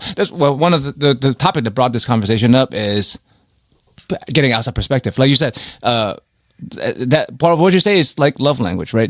For you, that the phone call means a certain thing, but it doesn't mean the same for everybody, right? Right. Just because I don't like to take calls or I don't like to call people on the phone doesn't mean I won't text with you for hours. It's not about my time. It's like I'm not comfortable on phone calls, right? So like you have to. That's why you have to ask. You have to know the person's perspective that you're talking to and how they feel about things instead of assuming. Because like people might assume that I don't care or I don't like them because I don't want to talk on the phone with them. But if they ask me, I'd be like, look, I'll text with you for hours.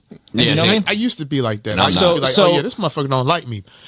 You know, when it comes to texting, I don't find myself to be a literary scholar. Yeah. So I don't like writing sentences. And then Bobby is terrible at reading into nuances of text. Oh yeah. You feel some type of way, right? When somebody say something, like I could say "fuck you." You know what I'm saying? See, yeah. Now it depends. My thing with me, if you want me to know your tone, send in a fucking emoji with it. Yeah. But see, that's the thing, though. Why do you have to do that? If I call you, because sometimes people talk crazy out here, man, and I'm like, man, I might need a chin check this motherfucker. Like why is he talking to me like that? This goes back to what we were saying earlier with the fans toy stuff. People be getting serious about this shit. Yeah. And I know they probably just, you see it because I see it the same way. Oh, this motherfucker think I'm poor. Where you live at again? I'll show you how poor I am. Like, get on the fucking car and go down here. You know what I'm saying? I got money for gas. Exactly. You know what I'm saying? But that's why I will converse, because if somebody called me and said, "Oh, what, you short? You can't get that adjusted?" Motherfucker, you know me. I get that shit if I'm home. Right. You know what I'm saying? That's why I like the phone conversation part. You know what I'm saying? The texting part, going back to if you don't know me, you know what I'm saying? If I said fuck you to you, you're going to be mad as shit. And Greg say fuck me. What did I do wrong? Let me, But it's not like that. I'm just literally saying. No, it's term of endearment. Yeah. Hey, I just like saying fuck you. Yeah. Fuck Yeah. You got friends? Fuck them too. You know what I'm saying? That's just how I be, That's just how I miss you. Fuck you. You know what I'm saying? Yeah. But I mean, that is even easier to detect tone. And I think most of the time, if I know people fairly well, I can pull it out. But then sometimes I'm like, man, so to speak. But sometimes I'm just like, man, why is this person talking to me this way? Like, and it'll fuck with me. And I'll actually, I recently had an interaction with someone who I will leave nameless, but I do make content with this person. Oh. Well, that doesn't narrow it down a lot. Which is why I was comfortable saying it. You make a lot of fucking content with a lot of fucking people. Which is why I was comfortable saying it. Now everyone's like, is it me? Yeah. So here's the good news is that person knows who he is. Okay. And we'll get to it. So he sent, we were having a bit of a conversation about logistics. And he sent a text. And I took that shit away.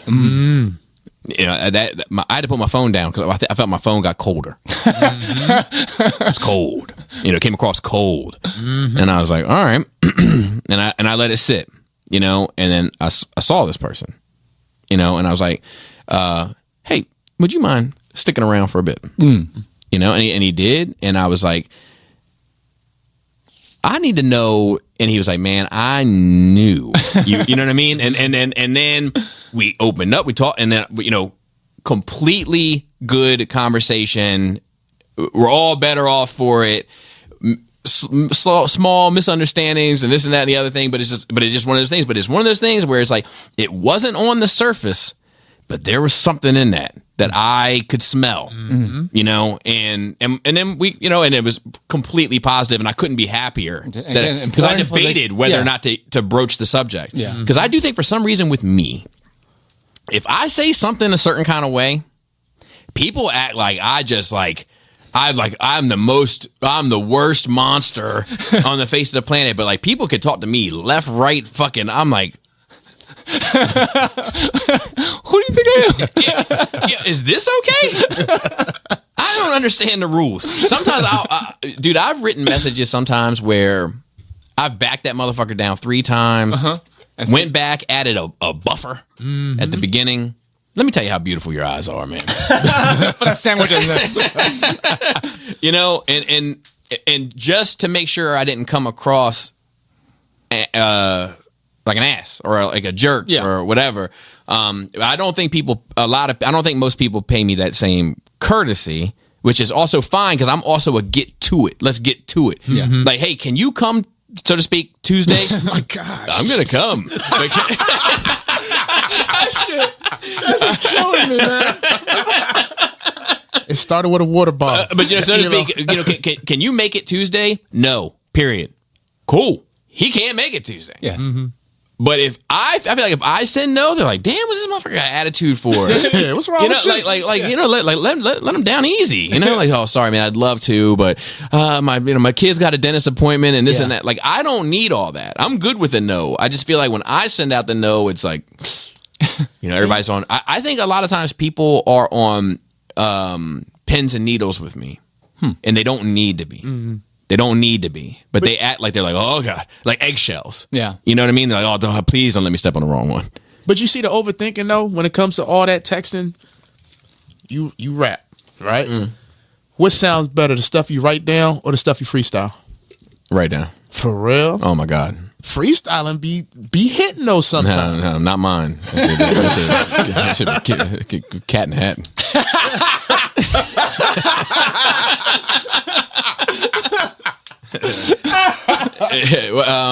What did Joe Budden said? He was like, Jay-Z said he didn't write his raps. Then Lil Wayne said he didn't write his raps. And none of them, it sounded like, and it was hard to believe these motherfuckers didn't write their raps till everybody started saying they didn't write the raps. And all these motherfuckers started sounding like they didn't write their raps. You know? I just say, man, it's like, it just takes a lot of work for you to interpret and all that shit. If we just took 5 minutes of our life to just slow down. Because I feel like if I'm upset, I'm usually going to call you. Yeah. Well, Or I'm going to try to meet up with you. Calling is either emergency and escalation, something like that for me. It has to be like, it's urgent. Like we gotta hop on the phone real quick, or an escalation where like we gotta get this shit clarified. Yeah. You know? That's wild to me because texting back in the day used to be the emergency, like on the way. See you soon. Right, that's on true. the phone. But that's because you had to hit them buttons so many times. Yeah. So when the fuck did we change up? Yeah, exactly. You was one like the XYZ. Oh, But that now was it's the too worst. easy. Now it's too easy. You just type. But that's what I'm saying. Though, when did we lose this? Fucking, I was on the phone yesterday with my man friend. Yeah. I was on the phone with him, and I kept losing reception. Like, what the fuck? But if I text him, I was like, losing reception. Okay, what the fuck? That's another thing. You don't lose reception with texting. There's never bad connection with text. Never. It gets frustrating as fuck when I'm trying to talk on someone on the phone and it cuts in and out. Yeah. So I'm just like, I'm gonna just text. Yeah. And also, like, I know, like, we're in the same age group, but I had the internet, I feel like, a little bit sooner than others. Like, a lot of us grew up with text. I grew instant messenger. Flex button. Yeah. Internet before everybody. Flex button. Who does that? I feel like I grew up on AIM and MSN and fucking all that shit. ICQ. I don't even think anyone remembers ICQ. They rappers with clown paint on their face. I was about to say fucking MIRC. Like, I grew up with all this, and a lot of younger people and some people my age grew up with that, and that's how we communicated a lot with a lot of people across the. I started talking to people in Australia when I was fucking 16, you know? So it's different. Like, I grew up with that's a normal form of communication with a wide audience. That's how you found out about that inverted testes? Yeah, okay, it's making sense now. I'm also not a person I'm not a big chit chatter. Yes. I'm not a big chit chatter. Like, I like to get to the shit. You would think you are when you podcast like 86 hours a week. Yeah, but I talk about real shit. Yeah. You know, or get to something, have like a meat and potatoes of the conversation. I'm not a big like, hey, how you doing? Like, I assume you're doing well unless I find out you're doing poorly, and then I might hop on the phone and figure out if you're good or if you need help or you know, let's chat it up a bit. But like, for me to chit chat with somebody, it's like I almost have to be like kind of. I have to force myself to. I have to kind of be intellectually challenged, not the way that I usually use the term. Mentally ridiculous, but like I have to be like kind of challenged, and I think that's why Jisk is one of the few people I talk to on the phone because he's always like pushing me in a way, you know, conversationally, and then I'm like, oh, I you have to engage. Yeah, it's not data entry. Like you said earlier, like your job. It's not just saying words to say the weather is nice. Yeah, because I'm not a big call on the phone, but I'm not a big texter either. Yeah, like I'll text if something's like funny and we can get a joke going for a while, but then I'm off that like 10 to 15 minutes max. Off that after 10 to 15 minutes? No, 8 to 12. Oh my gosh. Yeah, what the fuck do I need to prove? You better get yours. I'm gonna get mine. It's a race. Yeah. Can you imagine? Oh man. I'd be like, look. I'm supposed to compete with a rose and all this other shit. Magic. They do that at? Magic wands. This shit is called a magic wand, and you just want regular me. The trick is you find a dead battery and put that joint in there. Then you won. No. I want fresh batteries, and I want this shit knocked out. And then let's get to it. Oh man. My turn. I'll come to mop up. Yeah, no. It's 8:52. We got time. The Game of Thrones starting at 9. Don't you worry. Talk crazy to me. It'll be fucking 8:55. All this shit comes from me at work, zoning out, staring at a food line symbol. And this starts with the importance of perspective, right? So I've been in America for like 32, 34 years. I'll give you one. Out of 42. And I've encountered that food lion at that age, 30 something years ago. And I never understood why they call it food lion when they have a wingless griffin for a symbol. And it wasn't until food griffin sounds awful. By the way. Yeah, I would not go shop there. It wasn't until last week when I zoned out and stared at the food lion symbol that I realized it's a lion with his tongue out. And I was fucking mind blown. That was wrong for 34 years of my life, and all I had to do was say something to somebody, and they would have corrected me.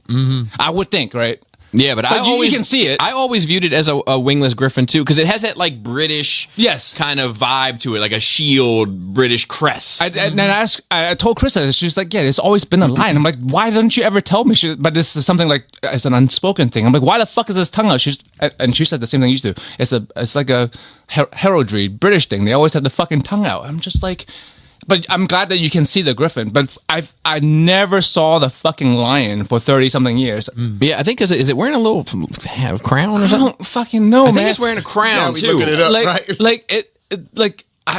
I feel like I was been living in crazy town and I'm the only one who's not in on this. Yeah. Simple fact, and it just fucking blew my mind. Oh, it's not wearing a crown at all. It's not. Right? See, you see the empty space there? It looks like an eye.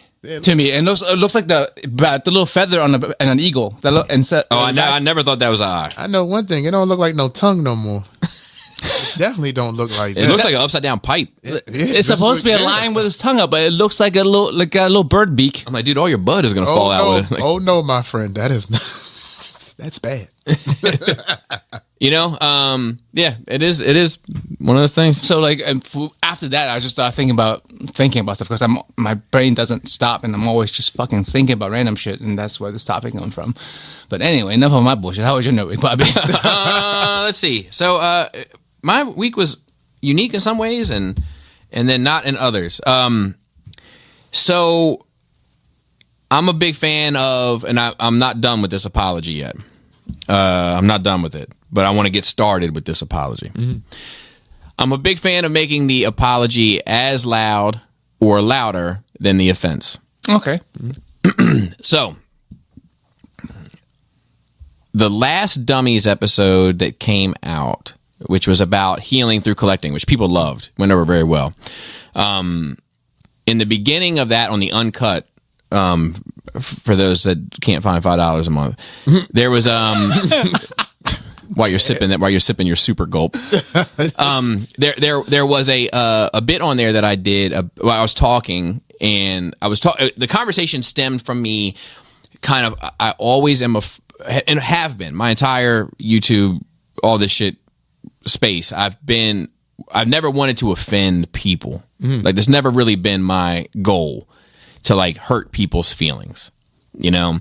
So like, because I've had these instances, and I can name a few offhand, you know, there's some instances like you take like Fear Corpse. We used to always shout Fear Corpse out at the end of Shattered Cast. Yep.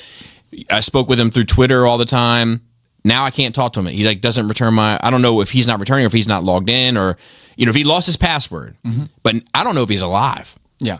And I think about that type of shit all the time. And I can go through I can go through a list of screen names and Twitter handles and IG people and everything else of people that I have had connections with at some degree and then never hear from again.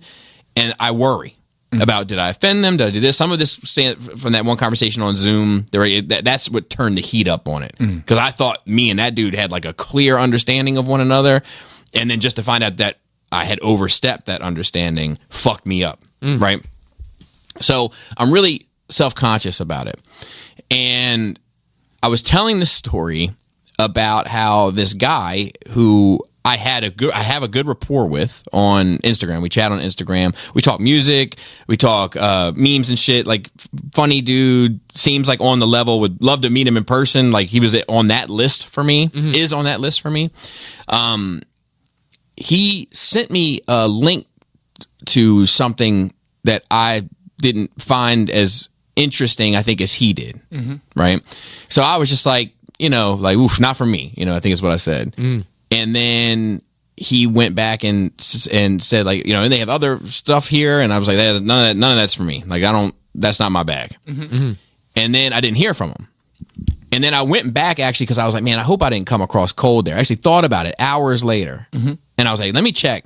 And I was on vanish mode on Instagram. Like, I thought he had put me on vanish mode. So I was like, what the fuck? So like, I was like, because he's on the Patreon, and I checked his name on the Patreon, and his subscription had canceled. And I was like, damn, I fucking offended this dude. The least of my fucking, you know, and I don't give a fuck about subscription. That's not the thing. It's just that he's cut me off in a way. Like, I'm like, man, fuck this dude. You know, what an asshole. Yeah. There was a guy, I put it away because I couldn't stand to look at it anymore. There was a Lego skull that used to be up there. Yes. Yep. A father and his I remember that. son built that skull. Yeah. He made a comment on my Facebook. I replied to it. He took offense to it and was like, fuck you. Me and my son built that fucking skull for you. And I was like, man, I'm not trying to, you know, but you can't control how people feel or people take what you say. Could have had a conversation about it. Yeah. So anyway, so the night before the dummy shit is getting ready to publish, so I've already edited it. It's already up. It's going to go up. It's all locked and loaded. I get a Patreon notification that looks like his name. So I was like, what the fuck? So I go, and it's a new account with his name just spelled differently on it. So I was like, what? So I replied to it real quick, and I just said, I might owe you an apology. And then I went on Instagram, found his account, and wrote to him, and I was like, look, man, I might owe you an apology. And then everything comes out the next day. Right, 6 o'clock, 5 o'clock, 6 o'clock in the morning. Yeah, came all out at that time, huh? You know, and so to speak. And then early. He early, yeah, which is not really my thing. You know, but then you know, he was like, I can't imagine what for. So then he did hear it, you know, and he's like, look, man, I don't feel any kind of way about that shit. He's like, I'll consider that my little 15 minutes of fame and blah, blah, blah. But I feel bad because, but I did say in there, like, if you listen to it, I'm like, man, I was like, I could be misreading this whole thing. I want to make that clear. I could, and I did. Yeah. But it's just another one of those examples where, like, I misread something. I took it the worst way, you know, and I assumed I did something wrong. I have a guilty conscience, you know. So anyway, I want to apologize to that dude publicly. I hope he's listening. And I'm not done apologizing. I'm apologizing on Dummies too. But we already have September's episodes done, and I knew it was going to be a while. So I'm apologizing here, and I will apologize there as well. I am sorry. I fucked up. Good shit. And then let's see what else. Did I go to another retirement party? Retirement party or funeral, one or the other. No, right? Sound like they hiring. Sign me. Nah. No, I don't think so. Maybe I did. I didn't make any. Must not have been important. Well, I didn't make any big notes about it. That's for sure. So I went to a comedy show on Wednesday night. I've actually been pretty busy this week, in like a sleep deprivation way. Oh wow. Which is not good for me. I'll have you know. You already don't sleep well. I already don't sleep well. But anyway, so I went and saw Ben Bankus. And I love the human monkey animal hybrid. So I found during COVID, there was in that COVID era, there was that spy balloon. Yes, yeah. So it all started with that spy balloon. Yep. So he took a picture of that spy balloon and put, like, you know, where it's just the eyes and the mouth. They do sometimes, like on TikTok or whatever, just be like the eyes and the mouth talking. He put it on the spy balloon and he talked in like a heavy Asian accent about the spy balloon. And, you know, and he was like, Los Angeles, isn't it? You know, it was all this shit. And it was funny, but in the same time, there was shit in the news about these reports that were coming out that another thing that was going on in this lab in Wuhan, the lab that COVID supposedly got out of, is that they had been working on cross genetics between apes and humans. So he put on this filter over his face that's like a chimpanzee, and he started saying that he was the human monkey animal hybrid made in a laboratory of Wuhan, China. You know, and then, like, he started doing this whole bit about it, and then I started sharing it, right? Because I thought it was fucking hysterical, and now it's become like my every time I send it to Jana all the time. She doesn't think it's that funny, but she always sends me back like the monkey with his hands over his face emoji back. So anyway, he was coming to town. The tickets were like $25 to see him in Timonium. And I was like, well, Laura was like, you know what, let's fucking go. And I was like, all right. So I sent it off to the guys I work with because we all watch it, you know, in the mopping place, and nobody could make it, which is fine. So we went, and it was good, but there was a couple little interesting things. So I've never been to this particular nightclub, and I've only been to like 3 or 4 handful of comedy shows in my life, not including this one. I would say under 10 for sure. Well, at this one, we have 2 people in our party, my wife and me. Yep. And they take us in. They point to a table that has 4 seats at it. This table is butt right up against the stage. So there's 4 seats at this table, but they only have 3 sides to the table left because one side of the table is butt up against the stage. Yeah. So in my mind, it's 1 seat here, 1 seat here, and then 2 share the corner. Yeah. Right? Okay. I'm pretty sure this is the table he points to. There's already 2 people there, and they're sitting at the middle 2 slots. So I said, which table? And he was like, that table. And I was like, well, what's going on here? And he was like, oh, well, you just have the other 2 seats. And I was like, the one's apart from one another? Right. And he was like, well, he was like, you could just tell him. You tell him. Yeah, and I was like, seating people is your responsibility. Yeah. So he went and told them. Yeah. They moved to the side, and then we sat, you know, and then it was fine. Yeah, well, it shouldn't have been a problem. Irritated me. Yeah, At the same time, it was you on a date. I'm not trying to sit next to 2 other So me motherfuckers. neither. But and there was, and you know, no knock to Ben Bankus because I think he's hysterical, but there was plenty of room. Yeah. But I guess they're trying to make it look crowded. Yeah, by pushing everybody to the front, which I get. But I still feel like if you had 2 at a table, you could have spread the crowd out a bit. It would have looked like a fuller room. Yeah, but whatever. Did they give you a hookup on something? Did you get a free drink for this? No, they sat everybody this way. Oh, yeah. I mean, his comedy clubs are usually that way. Every time I've gone, it's always been communal tables. Yeah, I mean, it was packed. This table was 4 of these tiles. Oh. No bullshit. Yeah. There was only room for 1 menu on the table. Facts. I like meeting people, you know what I'm saying? But sometimes there's times I don't want to be there. So I'm awkward. Like, I don't really want to sit next to people I don't know today. Yeah. You know? So anyway, they had 2 opening acts. A Pakistani guy. And I only say that because the next guy was like an Israeli guy, and I was like, "What do you know?" and I know it's Pakistan and Palestine are different. I didn't know that, just in case anybody wanted to correct me in the comments. But you're too late. They already typed it. They paused and they typed. But same. You know what I mean? Yes. We're on the same issues. We're in the same geographic area. And they both made kind of similar jokes about being Pakistani versus being Jewish, like in culture differences with like mainstream America or whatever. And in my head, I want to be like, you guys are more alike than you are different. Look at you. But it was good. They were funny as shit. The second one was, the first guy actually wasn't that funny, but he was but he was the initial act, right? The second guy, who was like the middle guy, he was actually pretty funny. But the second guy had his jokes written on his hand, which I saw. I was like, that motherfucker's got fucking jokes written on. That's why he's not open. Yeah, but anyway. I mean, that's why he's which not is fine. Main hey, we got to start somewhere. Got to start somewhere. All right. One other thing I need to talk about before I get to the meat and potatoes of this. There's a guy in the table behind us, single guy, at a table. He's been there long enough to have ordered French fries. It's like a 2-order minimum, one of those numbers. When you're tiny table that you can't fit 2 orders on, no, 4 people. You better go for drinks, bitch, because there's not room for a whole couple platters on here. So he is sitting there with his French fries. Got a basket of French fries, and they look delicious, by the way, and a drink. So he's checked the boxes. He's ready to go. And the same guy who sat me in a fucked up spot came in and told him he had to move. And I was like, what? Like, and he apologized for it and then moved him 1 table over. So I just took note of that. I mean, can you get up? You got to get your French fries up. You got to like, it would have rubbed me. I'm glad it was him, and better him than me. Yeah. But anyway, I just took note of it. All right. 5 minutes before the second guy closes, 2 couples come and sit at that table that has now been made clear. By this point, people are sat behind that table as well. So that table was left empty, purposefully left empty. Okay, couple sitting there. And there is something about these 2 couples.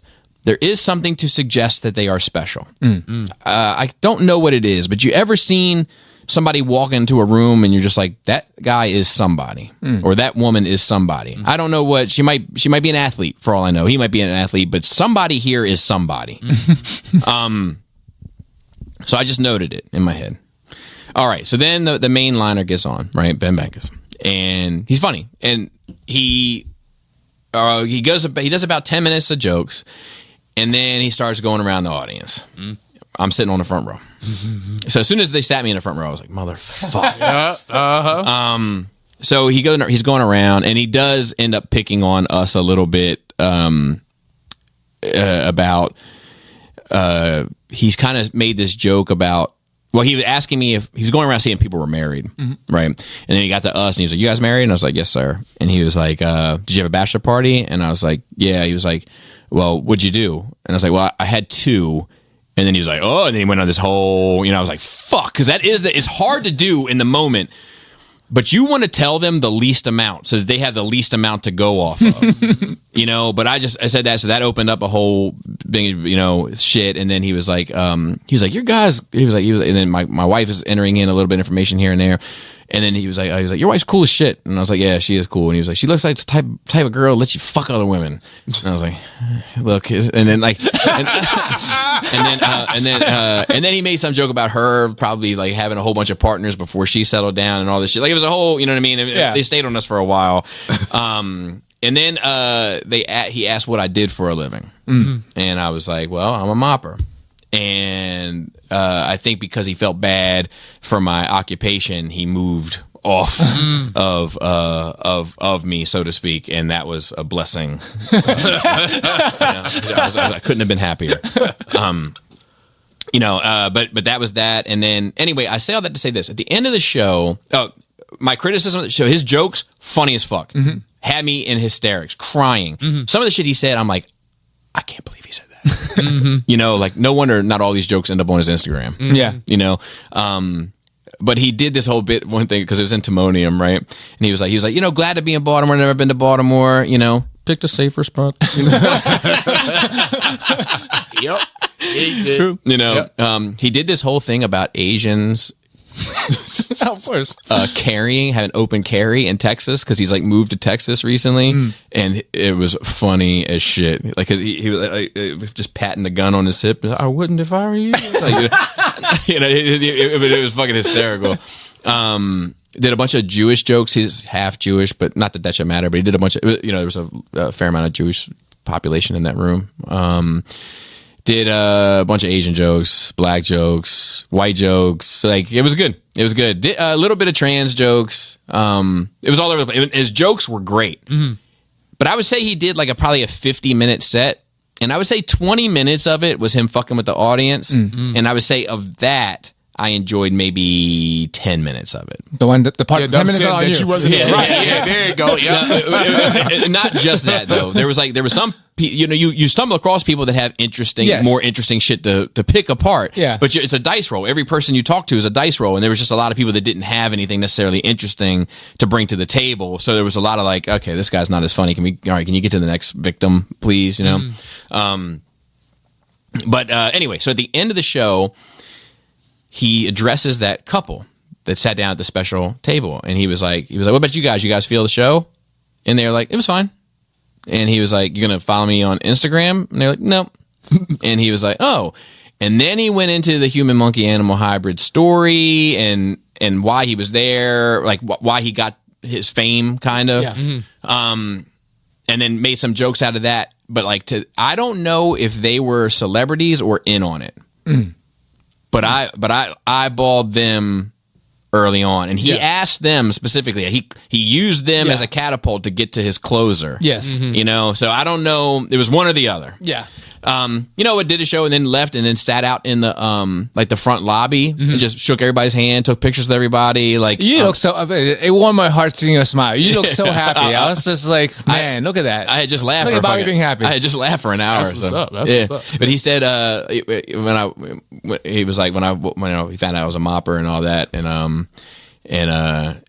he when I went up to say what's up and thanks for the show and take a picture, he was like you motherfucking moppers be sending that shit to each other, don't you? That monkey shit. You moppers be sending that monkey shit to each other. And I was like, love the monkey shit. That's really my favorite thing about the dude. I mean, you just love monkey shit in general. I do. But he says so I should play one because he did a Baltimore, Maryland. I'll play one real quick to give you like a little, and it's not like I agree with everything the dude says or any of that shit before somebody's like, you like that low life comedy. It's funny. It's funny, bro. That's my views. But all right, here we go. Here's one.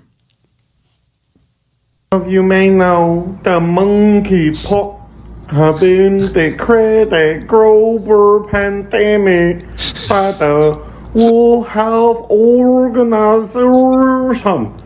And as a human, half monkey, half human, animal hybrid made in a laboratory in the Wuhan, China, where they also made the monkeypox.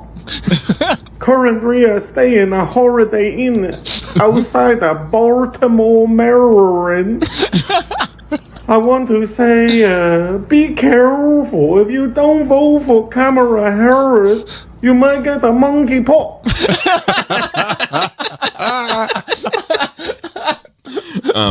Oh no! And he made a lot of political jokes too that were pretty funny. He did this just a year. Yeah, he did a bunch of like immigration jokes that were fucking funny. The dude's funny. The dude's funny. You know, I don't take any. Some people get all bent out of shape with that shit and take a lot of that shit super serious. I don't really take any of that shit super serious. But if I could see if you were sensitive about such things, maybe he wouldn't be best for you.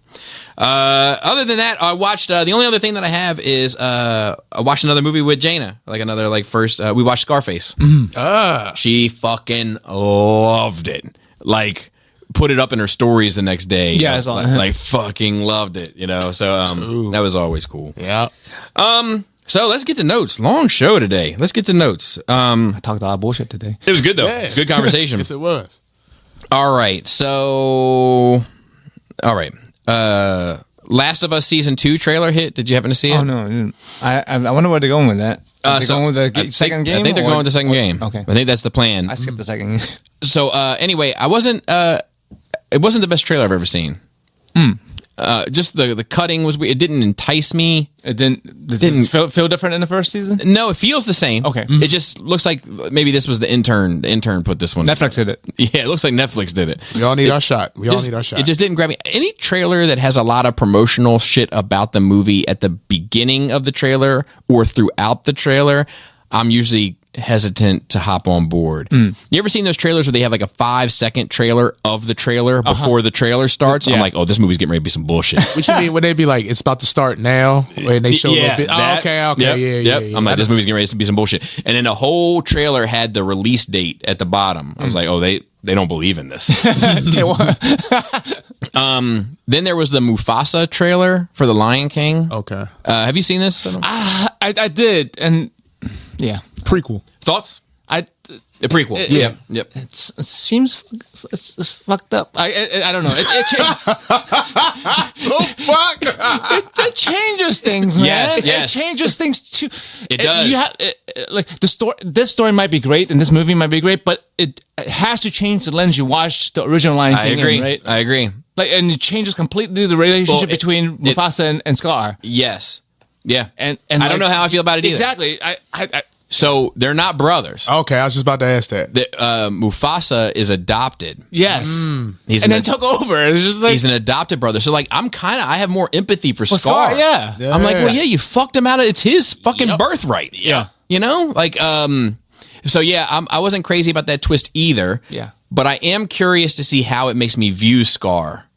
Just in that universe. Like I thought Scar's a good villain. I like yeah, him. but I wonder how you've already started by saying now you feel bad for him. So yeah, but now I got to see But exactly. he was still obviously what happened was good for the kingdom. Like he was a bad leader. Well, he ends up being, but maybe he got bitter. Maybe this derailed him. Maybe he so I need to see the story. I'm interested in the story, but I'm assuming to me, the cartoon universe is one thing and live action's another thing. because I assume as just the trope will go that Mufasa ends up being picked because he was a better choice, obviously, right? And Scar got left by the wayside because he was not going to be good. Yeah. So I mean, There's these white lines in it. They look fucking cool, like polar bear. like but lions. like the Japanese Simba. Yes. Yes. Yes. And like the Optimus Prime, Leo Prime. That's like a. I gotta check this out. There, yeah. Now you I gotta gotta check this out. Then there's the Snow White trailer. You gotta be real quiet. Are we all going to act? Look. Oh shit! Let me start to open my second drink. All right, look. Here's the first problem. They got Gal Gadot to play the Wicked Witch. So you got arguably one of the most beautiful women on the planet to play the Wicked Witch. Like, okay. So now Snow White, Has to. you've got your work cut out. Yeah. And they went and got Caterpillar Face to play this part. And Caterpillar Face is not doing it. I gotta see who y'all talking about. She's one of them people, and she looks like she might be a talented actor. I think I've seen her and stuff. She's very talented, I'm sure. She's one of those people where the bottom half of her facial features Oh no! need to be spread out amongst the whole face a little bit more. Yeah, nah. He's like, nah. This joint right here, right? Yeah. Oh nah. And like if you look at, like, there's been a lot of memes about it, of course. Disney Snow White meme. I mean, here's one for example. Oh yeah, I'm sorry. Yeah, it's just not the right choice. And half of the problem here is Gal Gadot. That's half the problem. You shot too far. You aimed too high. Snow White's got nothing else to do but land amongst the stars. You know what I mean? Mm-hmm. And I don't understand. Like, I understand all of the other things they do. Like the gender swapping and the race swapping. And like we've seen those memes, like it's, Disney's new 101 Dalmatians and it's all black labs, right? Like, That's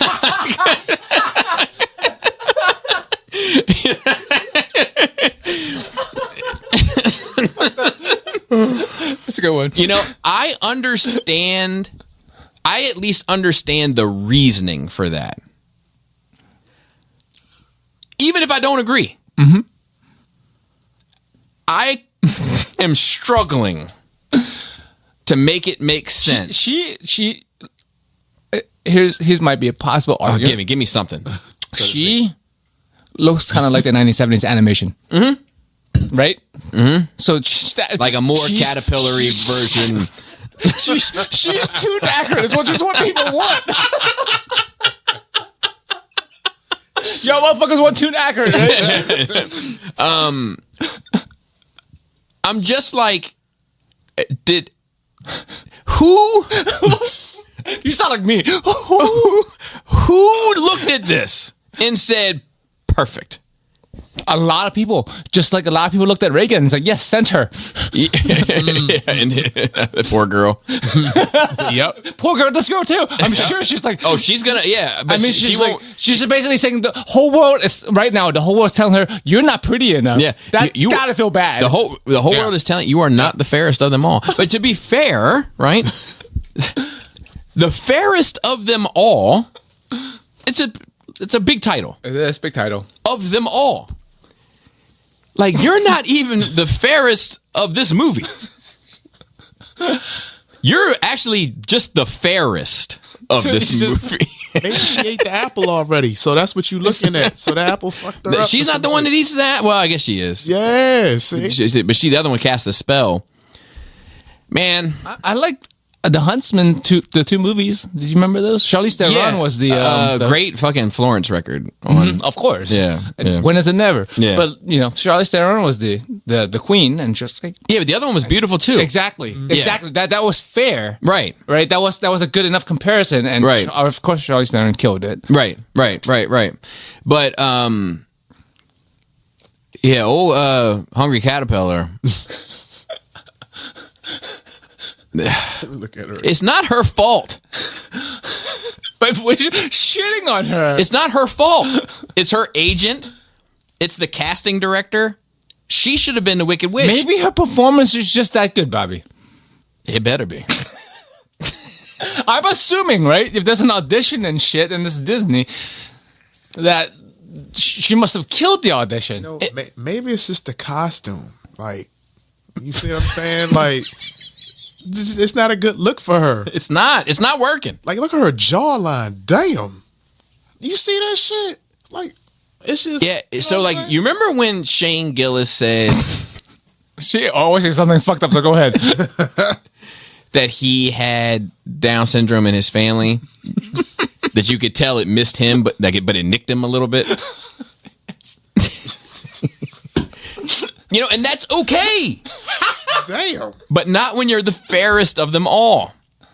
Maybe the more of the story is going to be the fairest of them all. It's about the beauty of the inside. Inner beauty. If they go that route, yeah, I'm okay with it. Like, she's like, the birds love her and shit. I'm okay. Well, that's going to be. You know what I mean? No, that's too fast. Just look up. Like, she'd be like singing to animals and shit, and them eyebrows, dude. Oh my god. So- Okay, and her eyes are like a caterpillar. Oh, so that wasn't. Yeah, that whole face is. Shit looks like the peanut you discard. All right. Who would you cast against Gal Gadot, though? It's a fucking thing. You don't cast Gal Gadot. Yep. You stay out of Gal Gadot's way. Facts. We got you in the next live action. You doing good, Gal. Just don't be here. I mean, in like every comparison, it just gets worse. Oh, You know, yeah. Like that woman is like, she's a beautiful woman. But what movie is that she's in? It's like a Pinker Bridgerton or something. I have no idea. I have no idea. I know what movie the other one shouldn't be in. Okay. All right. I'm off that. But yeah, and look, there's nothing personal about her. She could be a great actress. All this. It's based on a story. The story says a certain thing, and you have to go by that certain thing. The source material. All right. I watched this thing about Born Again, the Daredevil show that's coming to. It's like a 12-minute blip. The link is in the description. I love that dude who plays Punisher. Bernthal. Yeah. I love that dude. Yeah, he's cool. When he talks about Baltimore, I think that's what made me fall in love with him. He was like, I think that was it. He was like, that place is just a real place, man. He's like, there's something about the fucking ground. There's something about the dirt there. It just feels very human. And I was like, all right. So, all right. You're speaking my fucking, all right. You know, but like the way he talks about like how much those characters mean to him and how important it is to get them right and all that shit. Like, I buy it. I don't know how great he feels about the rest of the cast, though, and I'm going to say this. Mm-hmm. The link is in the description. Feel free to watch. When other people are talking, and he's a man of few words. He's not the one that's going to get up there and try to own the interview. Right. But when the other people are, it's not because they're talking. I think it's because the answers they're giving, he looks unenthused. Visibly unenthused. So I advise everybody watch it because it is worth it. Are you sure it's not just his resting bitch face? Maybe he's in character. So it's not like he's like doing that. He's like this. It's just like, oh, this motherfucker. Yeah. This motherfucker spilling this bullshit. Yeah. But anyway, they say the tone is going to be just like Netflix. They don't intend on changing the tone. Good. They don't intend on changing. They said. You know, people say an awful lot, Joey, if you let them, that they don't intend on changing the violence. I mean, they didn't lie about Deadpool. They didn't lie about Deadpool. You know? Which was like, it was hard to swallow. Yeah, it was actually it was actually arguably. I can make an argument that Deadpool sometimes was too much violence. Like it was like not. I mean, just the whole vibe in general. That like it was like Disney's gonna put out a Deadpool movie. Yeah, You know what I mean? yeah. But I just mean that like while I was watching it, I was kind of like, okay, I get it. I'm ready to move on to the next plot of like the opening credits. Like if the opening credits were 45 seconds shorter, I wouldn't have skipped a beat. Those extra 45 seconds didn't change anything for me. You know. How was Echo? I never saw that one. Was Echo violent? Which one was that one? The one with the girl who's deaf or something. That's her name, right? It came out recently. Yeah, you ain't never seen I may that? not have watched it. I don't She think, was in- We didn't need to want to watch it. She was in Hawkeye, the Hawkeye Christmas joint. Remember? Oh, she's not Hawkeye's kid. No. She was. I watched that one. She was the bad guy in the joint. Kingpin killed her father. Yeah, and she ended up becoming like yes. So there's another show about her. yeah. She had she's a big deal because she's really deaf and she has like a prosthetic leg or something like that. Yeah. And all her stunts. She was good. Hey, Bobby, that's the truth. He didn't know. He's All right. making his face. We talked about this, Bobby, on the Hawkeye show. I've had it with y'all. Dead ass, man. She's We like, watched this, Bobby. man. Was it 2 years Did ago? I watch the show? Yes. Did we I? talked about this. What did I think of it? Probably not Because great. he's in it. Daredevil's in that joint. He's in like one episode or something. I've never I seen saw She-Hulk. That was Yeah, on- That was way before She-Hulk. not bro. This was She-Hulk. way before. This was like 2 years ago. Yeah. Yep. Echo was on Disney. Yeah. Okay. That's why I'm asking I have if to this watch is Echo. violent. Echo is rich. I don't even remember that shit. Yep. Let me Google it. Yeah. If that's her name. Yeah. But yeah, I am looking forward to this Born Again show. I remember Echo the dolphin. Hey, yo. You remember that? I remember. That was great. Man, I don't know if I watched this shit. We watched the Hawk. We were watching everything back then. Yeah, maybe. Hold on. Did she show her in a little suit, a little super suit? I don't know if she got that. Oh, but look, that's her right there. Remember, she was in the Hawkeye. The Hawkeye Christmas. This shit thing. is not. This shit is not. 'Cause She had her own show. Yeah, she's doing sign language and everything in this joint, and she killing people at the same time. I just happened to make that point that she does. Oh, I did see this. I did see this. Yeah. I did see this. Okay. All right. Old Bobby. Yeah. But you know what? It wasn't memorable. Dang. Wasn't memorable. It wasn't bad though. Bad enough to remember. It was bad. Yeah. There you go. Mid as fuck. All right. So then, I need an echo of it in my memory. Agatha trailer. I've seen that. I was less interested in this one than I was in the first one. Well, the first one you just hit you with the music. I told you it could have been. It definitely is. You never hear that song and you don't fucking get some kind of feel. Mm-hmm. It's fucking great. What, Agatha all along? The song? That's what you're No. What did the? It's Florence. Oh, it's Florence. It was Seven Devils. Seven Devils, yeah. Oh yeah, It's I like that. It's song. a That's a great good record. fucking record, bro. Yeah. You can't go wrong with it. The game. Yeah, Remember, he sampled took it. that sample, Ali Boomba. Yeah, I played that too. Yeah. I was You like, can okay, watch yeah. someone eat chicken to that shit and it'll be good. Yeah. That's on the workout playlist now. I Yeah, like it's that. good. Yep. Holy water. Let's see. And then this actually looked bad to me. The first one looked bad to me. It looked the same. to Yeah, me. this one But looks the really bad music to definitely me. got to you the first time. Speaking of things that look bad to me, I watched Craven trailer. Yeah, I see. Oh, I forgot that was a thing. There's still a thing. Yeah, Rhino's in it. And actually, Rhino looks good. Does he look like the Rhino? Yes. Is he in a big robot suit? No. Okay, just a big dude. Yes. In a rhino With the suit. rhinos. Rhinos and shit, dude. Are you dumb?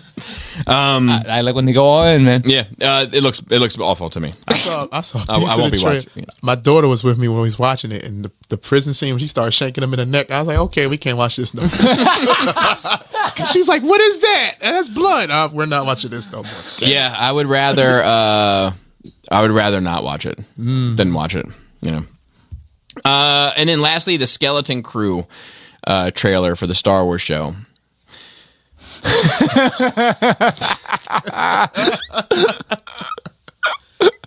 So I have an opinion. When's Endor coming out, man? They are killing Star Wars for you left and right, ain't they? When's Endor coming out? So I have an opinion on this. All right, here's my opinion.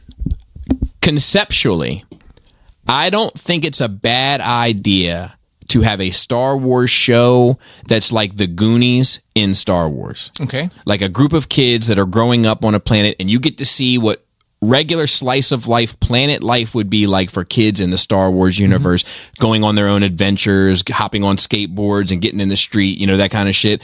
I think that conceptually that works. It's different. It's cool. It's something that I hadn't seen before, and I'm relatively interested in it. I'm not interested in this at all. That's the idea here, but like there's this little elephant dude, and as soon as I saw him, I was like, nope. You love the aliens. I love Max. I love Max Rebo. Yeah, you This like, episode- first you of all, like this- aliens that look like aliens. You don't like the aliens that look like people. This elephant dude speaks English. Don't like it. I don't. What is this? What storyline? Like, where is that? It's new. I have no idea where it takes place. They find a Jedi temple, and then Jude Law's in there somewhere. Like, I feel like if you want to watch something like this, just watch Rebels.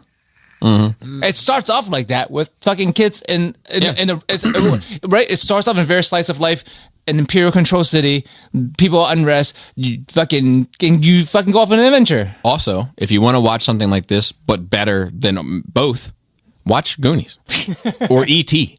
or some shit. Or you know what I mean? This seems like,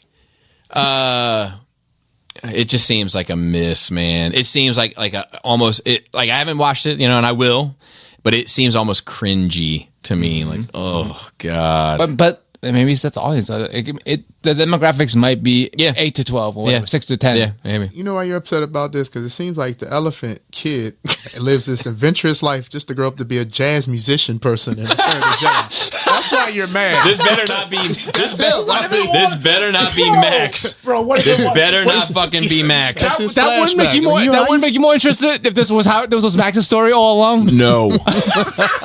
That's why you're mad. It's like I got this one character I think that I love that they won't ruin. Here they come, Max Rebo. And then you end up seeing him how you got to play the fucking piano. I do love that meme. That's like every time a new Star Wars property drops, there's always somebody like, oh, damn, look, Glub Shitto's back. And Jisk in the dummies chat actually changed my name to Glub Shitto recently. All right, and then all we have is questions, and we have a fair bit of them. So let's start here at the top. From Astartes Pete. Hello, lovely boys. Hope you're good. I've mulled this over previously, but the conversation in episode 468 about practical versus CGI effects reminded me to ask. One of my clearest memories as a kid was the opening to A New Hope, panning over Tatooine, the Tantive 4 flying in, pursued by the Devastator. It's iconic. It blew my young mind, instantly making me a Star Wars fan. What is the modern equivalent of that? And is it even possible to have it?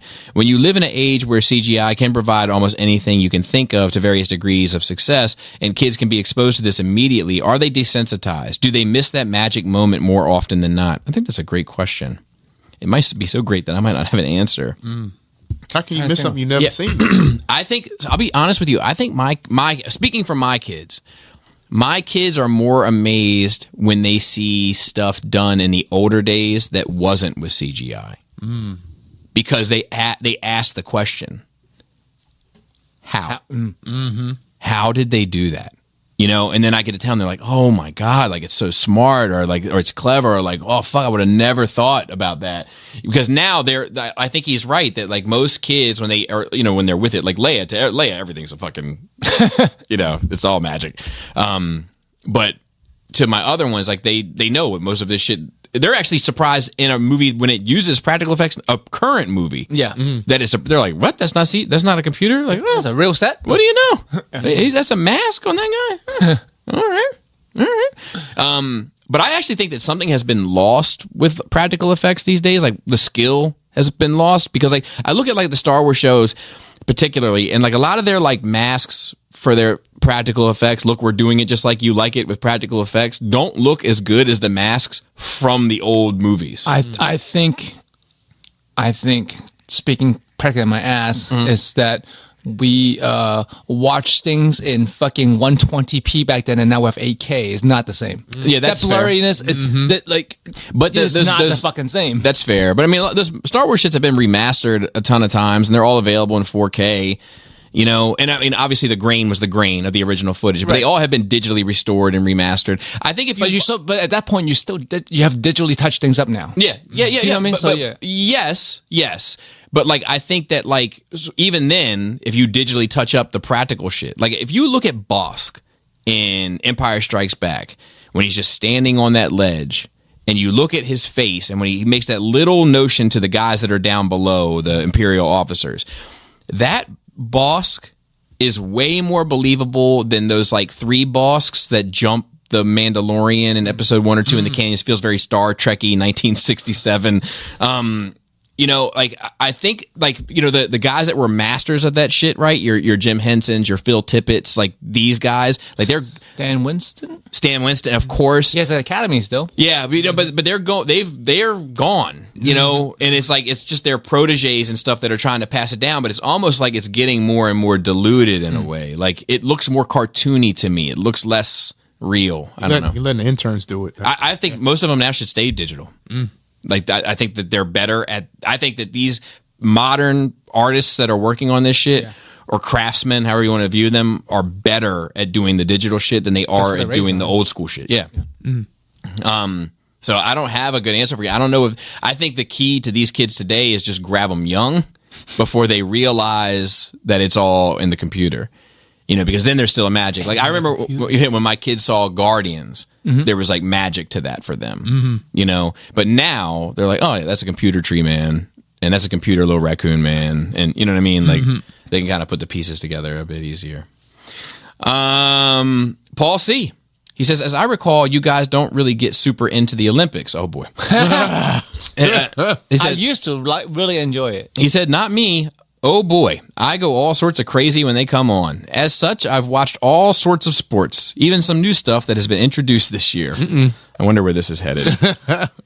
First question. In the spirit of new sports getting added all the time, if you were to have an Olympic event where you would be one of the gold medal contenders, what would it be? Similar to breakdancing being in the Olympics now, it doesn't have to be the traditional sport or sport at all. Since this is just a fun question, it can be whatever you want. It's just something that you are shockingly good at. I'm shockingly good at? Yes. Oh, fuck. That you can compete with. That you can get a gold medal at. Okay, I could get the gold medal for driving while watching videos on my phone. Oh, that's me. No, I'll compete with you, motherfucker. But no, he's putting a quote in there. Okay. Quote, if they had an event where pooping quickly in public would get you a medal, I would win. These are the kind of things we're going for here. I want to answer this two ways. Mm-hmm. So the thing that I want to see just introduced into the Olympics is the smacking competitions. I think the would be a period good one, yeah. is I mean, like I knew from the get go that shit wasn't gonna last. It's bad. Yeah. It's killing people. You don't like the slapping joint? I like that shit. I mean, finding it entertaining, but then at first, but then the gravitas of it is not good. Yeah. It's just it's no different than just taking turns socking each other in the face as hard as you can. Yeah. Over and over again. Yeah. Until you fucking go brain damage. Yeah. Actually, you get brain damage every time until you get permanent brain damage. But that's at least something that entertains me to watch. Yeah. You know who Larry Wells is? Yeah. Larry Wells, Yeah, of course. workout guy. Yeah. Did you see him get slapped? No. Larry Wells, he just like Why would he do that? all the steroids and his heart doing stupid shit. He decided to try to slap things. Why? That's Man, dumb. I mean, he didn't have best judgment. He knew he was going to get dropped. They had a pad for him waiting. He got slapped. Why would you? And he's a big guy, Bob. He fell out. Wow. Why would you want to get knocked out? That's literally brain damage. But he likes to compete and stuff. It was like once he mastered lifting the biggest bench, squats, and all that, then he was like, "I'm gonna be a bodybuilder." I don't think that you worked can't out. train for getting hit, and it's not a skill. It is something you either have or you don't. But you always take the damage. Hey, I mean, some people are just fucking done with competitions, I guess. Yeah, so that would be my choice. Just because I enjoy seeing people get shit smacked out of them. Mm-hmm. Willing participants. Sometimes not a willing participant. And then if it would be me, it would be shit talking. That's like the only thing I feel like I could win. Like you just get up there and fucking crack on somebody. You know. and now round one, we have Bobby Skullface coming to the stage. Ooh, he started with your mama joke. Yes, an old code sir, but it still checks out. What about you guys? finish shitting the fastest. Finish. I can if I need to. I can sit down or just fall out as I'm sitting down, and I'm done. All of it. There's a all of it. discussion It just there. like blows it out, and I'm done. Yep. I was gonna say farting too. 'Cause, like I clear rooms. I think that should be a contest for that. So. You know, I think speed eating is something I could win at too. Oh, I'm so high. You can just swallow whole. No. But like, I eat fast, so to speak. Like I noticed this yesterday. We was eating with a couple guys, so to speak, and there was a we were having cheeseburgers, French fries, and let's start there. And at a certain point, somebody said, "Are you not going to have a burger?" And I was like, I already ate the burger. I'm just on the fries now.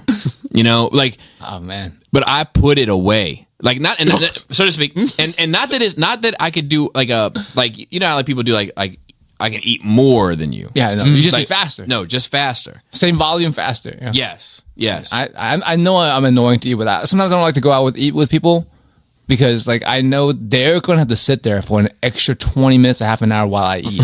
Yeah. I take my time. I love food. I like to enjoy my food. I chew that shit till it's a paste before I swallow it. So I love it and enjoy it also. Oh, you do, huh? hey, yo. But I love it and enjoy it also. But that's why I go through it so quick. You know, it's just like fucking 8 to 12. I love it. I'm not a foodie. Fuck that shit. I like to eat. Like, I'm the opposite. You know, you say you take your time. If I'm at a restaurant, I'm ready to go home. Because the food settled in, now it's time to take a nap. You know what I'm saying? I got the itis. So I'll be like, yeah. Like, my wife, she's like, I love you, baby, but you're a fake ass foodie. Okay? She just be like, the texture and the taste and all. Like, motherfucker, stop watching the Food Network. You know what I'm saying? You're making this shit up as we go along. Yeah, like I'm just like, you know, like I manja. You know what I mean? Like I dig in. second question. Let's say you win that medal. Everything that you have worked towards for your entire life has culminated in you getting recognized for being the best at it in the world. What kind of celebrator are you? Are you a stoic nodder? Will you drop down to your knees in tears? Will you jump up in the air, pumping your fist? For fun, please answer for each of the other castmates to see what they think before you answer for yourself. Oh, yeah. So both Joey and I don't think would be big performative winners. Because of what you chose, Bobby. After you win a shit talking competition, when you win, you will start talking more shit at everybody. So you too, your mama. So I'm a head nodder. I'm a like a yep. It's like when Solo did the like that's more my speed. I'm not a big like hooting and hollering it's for myself. I'll hoot and holler for my friends, but for myself I'm kind of like I'll go ahead and give it. I have won a few awards in my life. Some of them considered to be relatively prestigious for the crowd that I've won them in. Yep. I didn't even show up to the ceremony. Like I'm not interested in that, the celebratory thing. I like you knowing. I like that. I like you knowing I did it. I like somebody saying I appreciate you doing it. Mm-hmm. But the whole accept this award, whole that whole horse and pony show is not for me. Greg, I feel like you're a big. I feel like you'd be like hands in the air. Yeah, I did it. I would take the microphone, put it next to my anus, and farts so it can echo. And then I'll say thank you and drop the mic. Let's see what else we got. So we got one long one, so to speak. All right, but he's a first-time writer, so let's go ahead. It says, my first time, be gentle. I have never emailed into NRR before. I think I just like listening, but today is the day. I have bugged Bobby before in emails. Bobby, you are awesome for always replying back to me. I have bugged Joey over Instagram. Again, Joey, you are awesome for talking to me. Chris, sorry I have not bothered you, but your time finally arrives below. So unfortunately, Chris is not here today. He's on assignment, but I will read this, and if he wants to respond, he can, or you can resubmit. But I can't just keep the shit in my inbox forever, unfortunately. He says, now for my story for writing in. I was taking a road trip with my mother a few weeks ago. I was listening to some old NRR episodes. When the episode we were listening to finished, I don't remember what episode it was. It took me a few weeks to work up the nerve to send this email. Bobby was reading off a question from, I believe it was Billings. Billings said, love, peace, and titty grease. My mom, who is 79, looked at me and said, titty grease? Then she said, oh, I could probably use some titty grease. She said I could lube these things up and they won't sweat. That's insane. This is starting off great. We both laughed, and then she started asking me about 900 questions about titty grease and what it was, and I was dying. And I take that in my mind of you not laughing, but just dying. I know Bobby hates some conventions, but business is business. Damn, I listen to you guys so much. I've never been to a convention before, but I was thinking about going to one this year and check it out. Maybe get a chance to meet you guys. Do you guys plan on attending? I will be there. Which one? You have to say which one. I will be there at the convention you're planning on going to, and I will have a table there where I will be easily accessible. Bobby, I don't think you're going, and I don't think Chris is going. Question mark. Chris might go. I can see Chris going. Chris goes places. I can see Chris going. Are you going? Probably, yeah. To a convention in Baltimore? Oh, yeah. Okay. Bobby, I have a Transformer question for you, and no, it is not which would you have a Thanksgiving dinner with, although we all know it would be dead end. Shit, I guess I just went there. Did you ever, do you think anyone will ever make MP Cybertron Seekers or the Rainmakers? I am thinking about buying the War for Cybertron Siege Voyage class jets just to have something. Well, I mean... Oh, you mean Cybertron versions? I said, don't you have those from... I have the Tetrajets. Tetrajets. No big deal. No big deal. They look great. Only $400 or some shit like that. I bought them all full price. Like a genius. What's the guy? I can't remember the company's name now. Impossible Toys. It's impossible to get. Yeah, I think Justin, T2R6, you call it Impossible to Love Toys. Yes. So yeah, I would say it's possible because of the repaint potential, but Moss Toys did that. I think Moss Toys took a stab at it for their crowdfunded thing, and maybe it did get funded. I can't remember, but it wasn't an overwhelming turnout for it in the first place. So I don't know. I I like my Impossible Toys one. They're Get those. They're awful. They're awful. But if you just want them in Tetrajet mode, they look the part. They're like Super 7. Joey, thank you for all the Japan advice. I am still heading out in September. Nice. I might Good luck start with that. bugging you again once it gets closer. Go for it. Also, if you are still not gaming, or if you're still into gaming at all, have you played Last Epoch? I've not. I've been playing a lot of Minecraft. He says it is a Diablo-style RTS game. Okay. Okay. He says I've been hooked on it. I have not. The next game I'm looking forward to that doesn't even fucking have a release date is sometime in 2025 is fucking Monster Hunter Wilds, which they have been drip feeding campaign this past couple of weeks, and I'm fucking hook, line, and sinker, man. They just released the fucking Switch Axe video, which is my shit, and I can't fucking wait. So I'm going to read this question if Chris gets to it. Chris, it's your turn. I do 3D modeling using SolidWorks for work. I've been looking at buying, you might be able to help with this, Joey, actually. I've been looking at buying a 3D printer to print out parts so I can build assemblies to make sure everything looks right and maybe send to customers. I think you had talked about buying one in an older episode. What do you have, and what would you recommend if it is not what you have? I have done a bunch of looking, but I wanted to ask someone who actually has one and has used it. On a side note, I was a huge wrestling fan back in the WWF era. It was back in the Attitude Era. Who would you say was the best ring announcer? I would love Jim Ross back in the day saying slobber knocking. Thank you guys for doing what you do. I shall now step back into the void. Well, don't be a stranger, Louis. Thank you for writing Printers in. definitely can answer you. But he's had a lot of 3D printers, and that's, I think, they have a bamboo or something right now. But he has found one that he really likes currently. So you should ask the question again when he's back on. All right. Yeah. And then we have one from Marshall. Mathers? I'm sure he's never heard that before. Hey guys, I've been watching Bobby on YouTube for years and have recently become a Patreon member. Let's make some noise. And checked out $5. and checked out Nerd Rage, which I enjoy a lot. So thank you for the effort, guys. I am also the guy who asked Bobby for a rap collab a while back. So I'm guessing this is the Australian guy. I told a story on Dummies about a different situation that's not this guy. Okay. Bobby, have you ever had to mop up after an ICP show? we just talked about this earlier. It's weird, isn't it? I went to one when they came to Australia, and the floor was 3 to 5 inches high with soda at the end. Is this soda, though? Yeah. Fago, right? Just curious, as I have always wondered how that would be to clean up. Thanks again for your time. I have not mopped up an ICP show, and more on that at the $10 level. Marshall, check out the kitchen table. All right, so back to another question. Thank you for writing in. Thanks for joining the Patreon. Hope you're enjoying it. Please, and for those listening, take advantage of all that shit. I feel like there's tons of shit on there, and it gets lost in the sauce because sometimes I'm posting. There's so much, Bobby. We've been telling you for years. It's too much. So just make sure you're taking advantage of everything that's there. Vex Supreme, what's up, dude? He said, "What up?" and good day to Nerd Rage cast and guests. Been a while with the right ends. Been in the doghouse lately. Ooh. Just a couple questions. Let's go. One, when was the last time you were in the doghouse, and for how long, and for what? So mine was in July, first week of July. Wife and I were having a great day.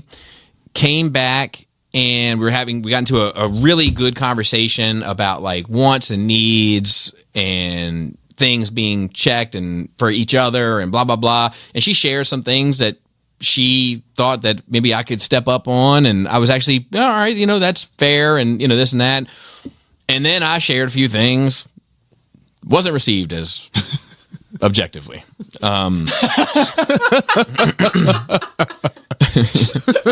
Is that how you want to put it, Bobby? So my thing with her then was that like my only real criticism that I have is, so my wife is on Dummies, and my wife and I do Bobby Boogie Bop together, and my wife and I do Wine and Cheese together. Mm-hmm.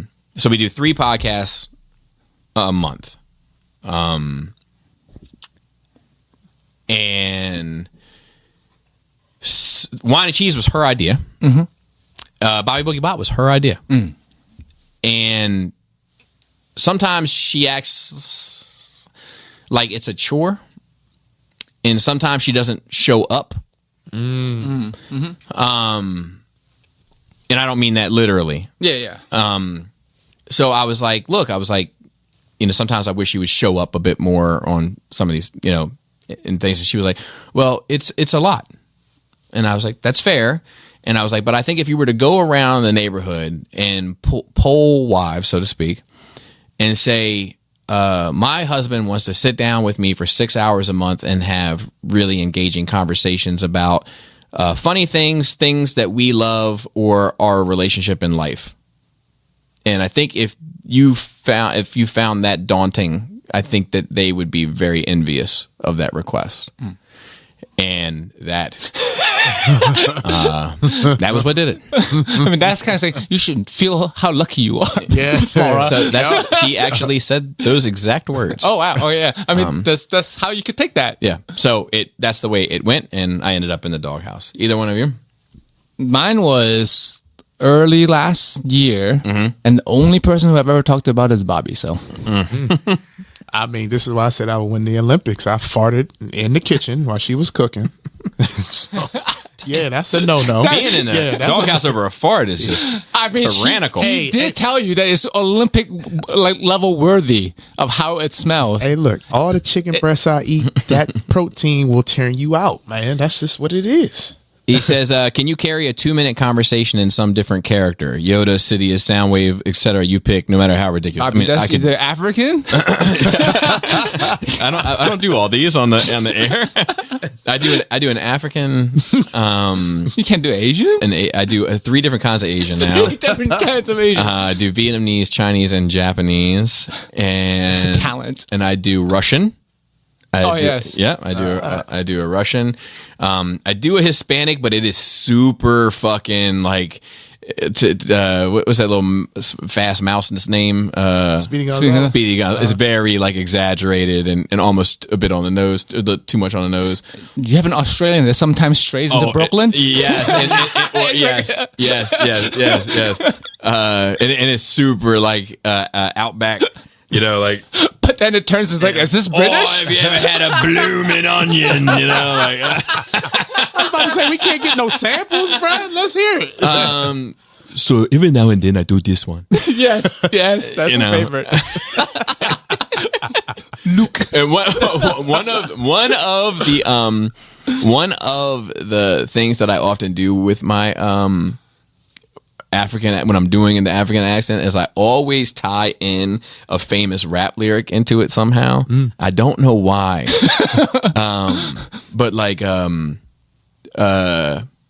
you know, like my car is just broke down on this side. This is not a Rough Rider. This is not stop, drop, shut them down, open up shop. I don't know why, but I do. You know, good one. You know, and then like the Japanese guy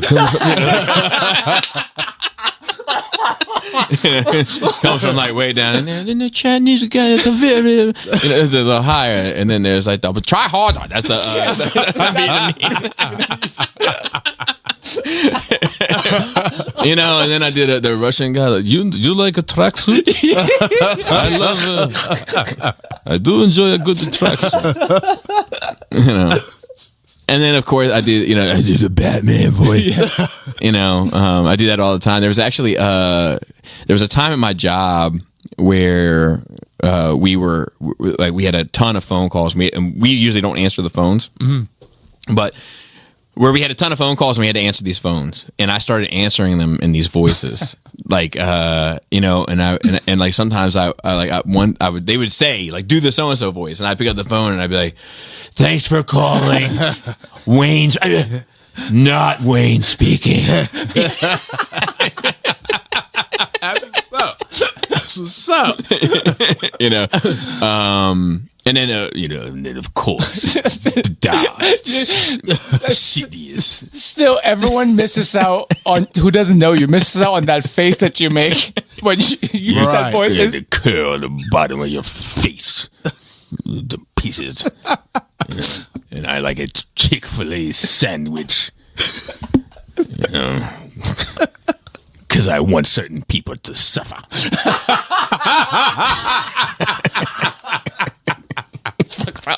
I want it so bad I don't even get the pickle on it. What is it with Chick-fil-A and only giving you one fucking sauce pack? Have you noticed that? Gotta ask They for have it, man. They have the. I'm talking about like at a drive-through. Yeah. Oh, You know, they ask you, what sauces do you want? Doesn't matter what you say. So they have a 2. I'll tell you, I've cracked the code. It's a 2 sauce. That's what you get. 2 sauces. So if you ask for ketchup, they give you 2 ketchups, 2 ranches, 2 Polynesian sauce, etc. If you say, hey, I want a ranch and a ketchup. I want some ranch and ketchup. I want ketchup for my chicken sandwich. I want ranch for my fries. You're getting 1 ketchup and 1 ranch. bullshit. Why? Huh? You know, McDonald's. They get a handful. It's like, I'm not going to use this for like the next 3 years. Yeah, you know, they're fucking stingy. That's one of my biggest criticisms. But That why- and the fact they did away with the large size milkshake. That's That bullshit. shit pisses me off. Hey, why Chick-fil-A get mad when they ask for a name? They didn't say your name. We go to Chick-fil-A one time and they said, can I get a name? I said, Hero. And they said, they got quiet. That's my name, Hero. Yui. I'm black and Asian. He got mad, right? He ain't say nothing. So we go to pick up the food. She's like, is this your order? I said, what's the name? There's no name. Shit. I was mad as shit. Their pleasure, my ass. Yeah, right? All right, so he says 3. First Marvel, then DC. Which villains are more impactful? I do a French sometimes, huh? First Marvel, then DC. Which villains are the most impactful to the story? From Marvel, it's usually Iron Man. I feel like Iron Man is always at the fucking center of the problem or the solution. Oh, both. Yeah, we're both. And for DC is Batman. I feel like because they know They're the same characters. Yeah, yeah. Thanks for all the laughs and all that you guys do. Keep raging. Please like and subscribe and smash the thumbs up button. Just kidding. Peace out. And then we have one from Null. So let me tell you something. That's how this email came in to me. Null. You see it up at the top? Yes. So I was like, how can you do that? And then my next question was, how can I circumvent it? So I hit reply. And there the email address was. So I know who this is. That's funny. It's It's like YouTube copyright strike, which completely defeats the purpose. And I'm going to preemptively. Hey, yo! Would you rather? Here it go. I don't even want to read this shit. Would you rather kiss the tip of each other's dicks once a week or blow each other to completion once a year? I quit. I'm a guest, so I don't have to answer this. This sounds like the original crew right here. I'm not gonna come.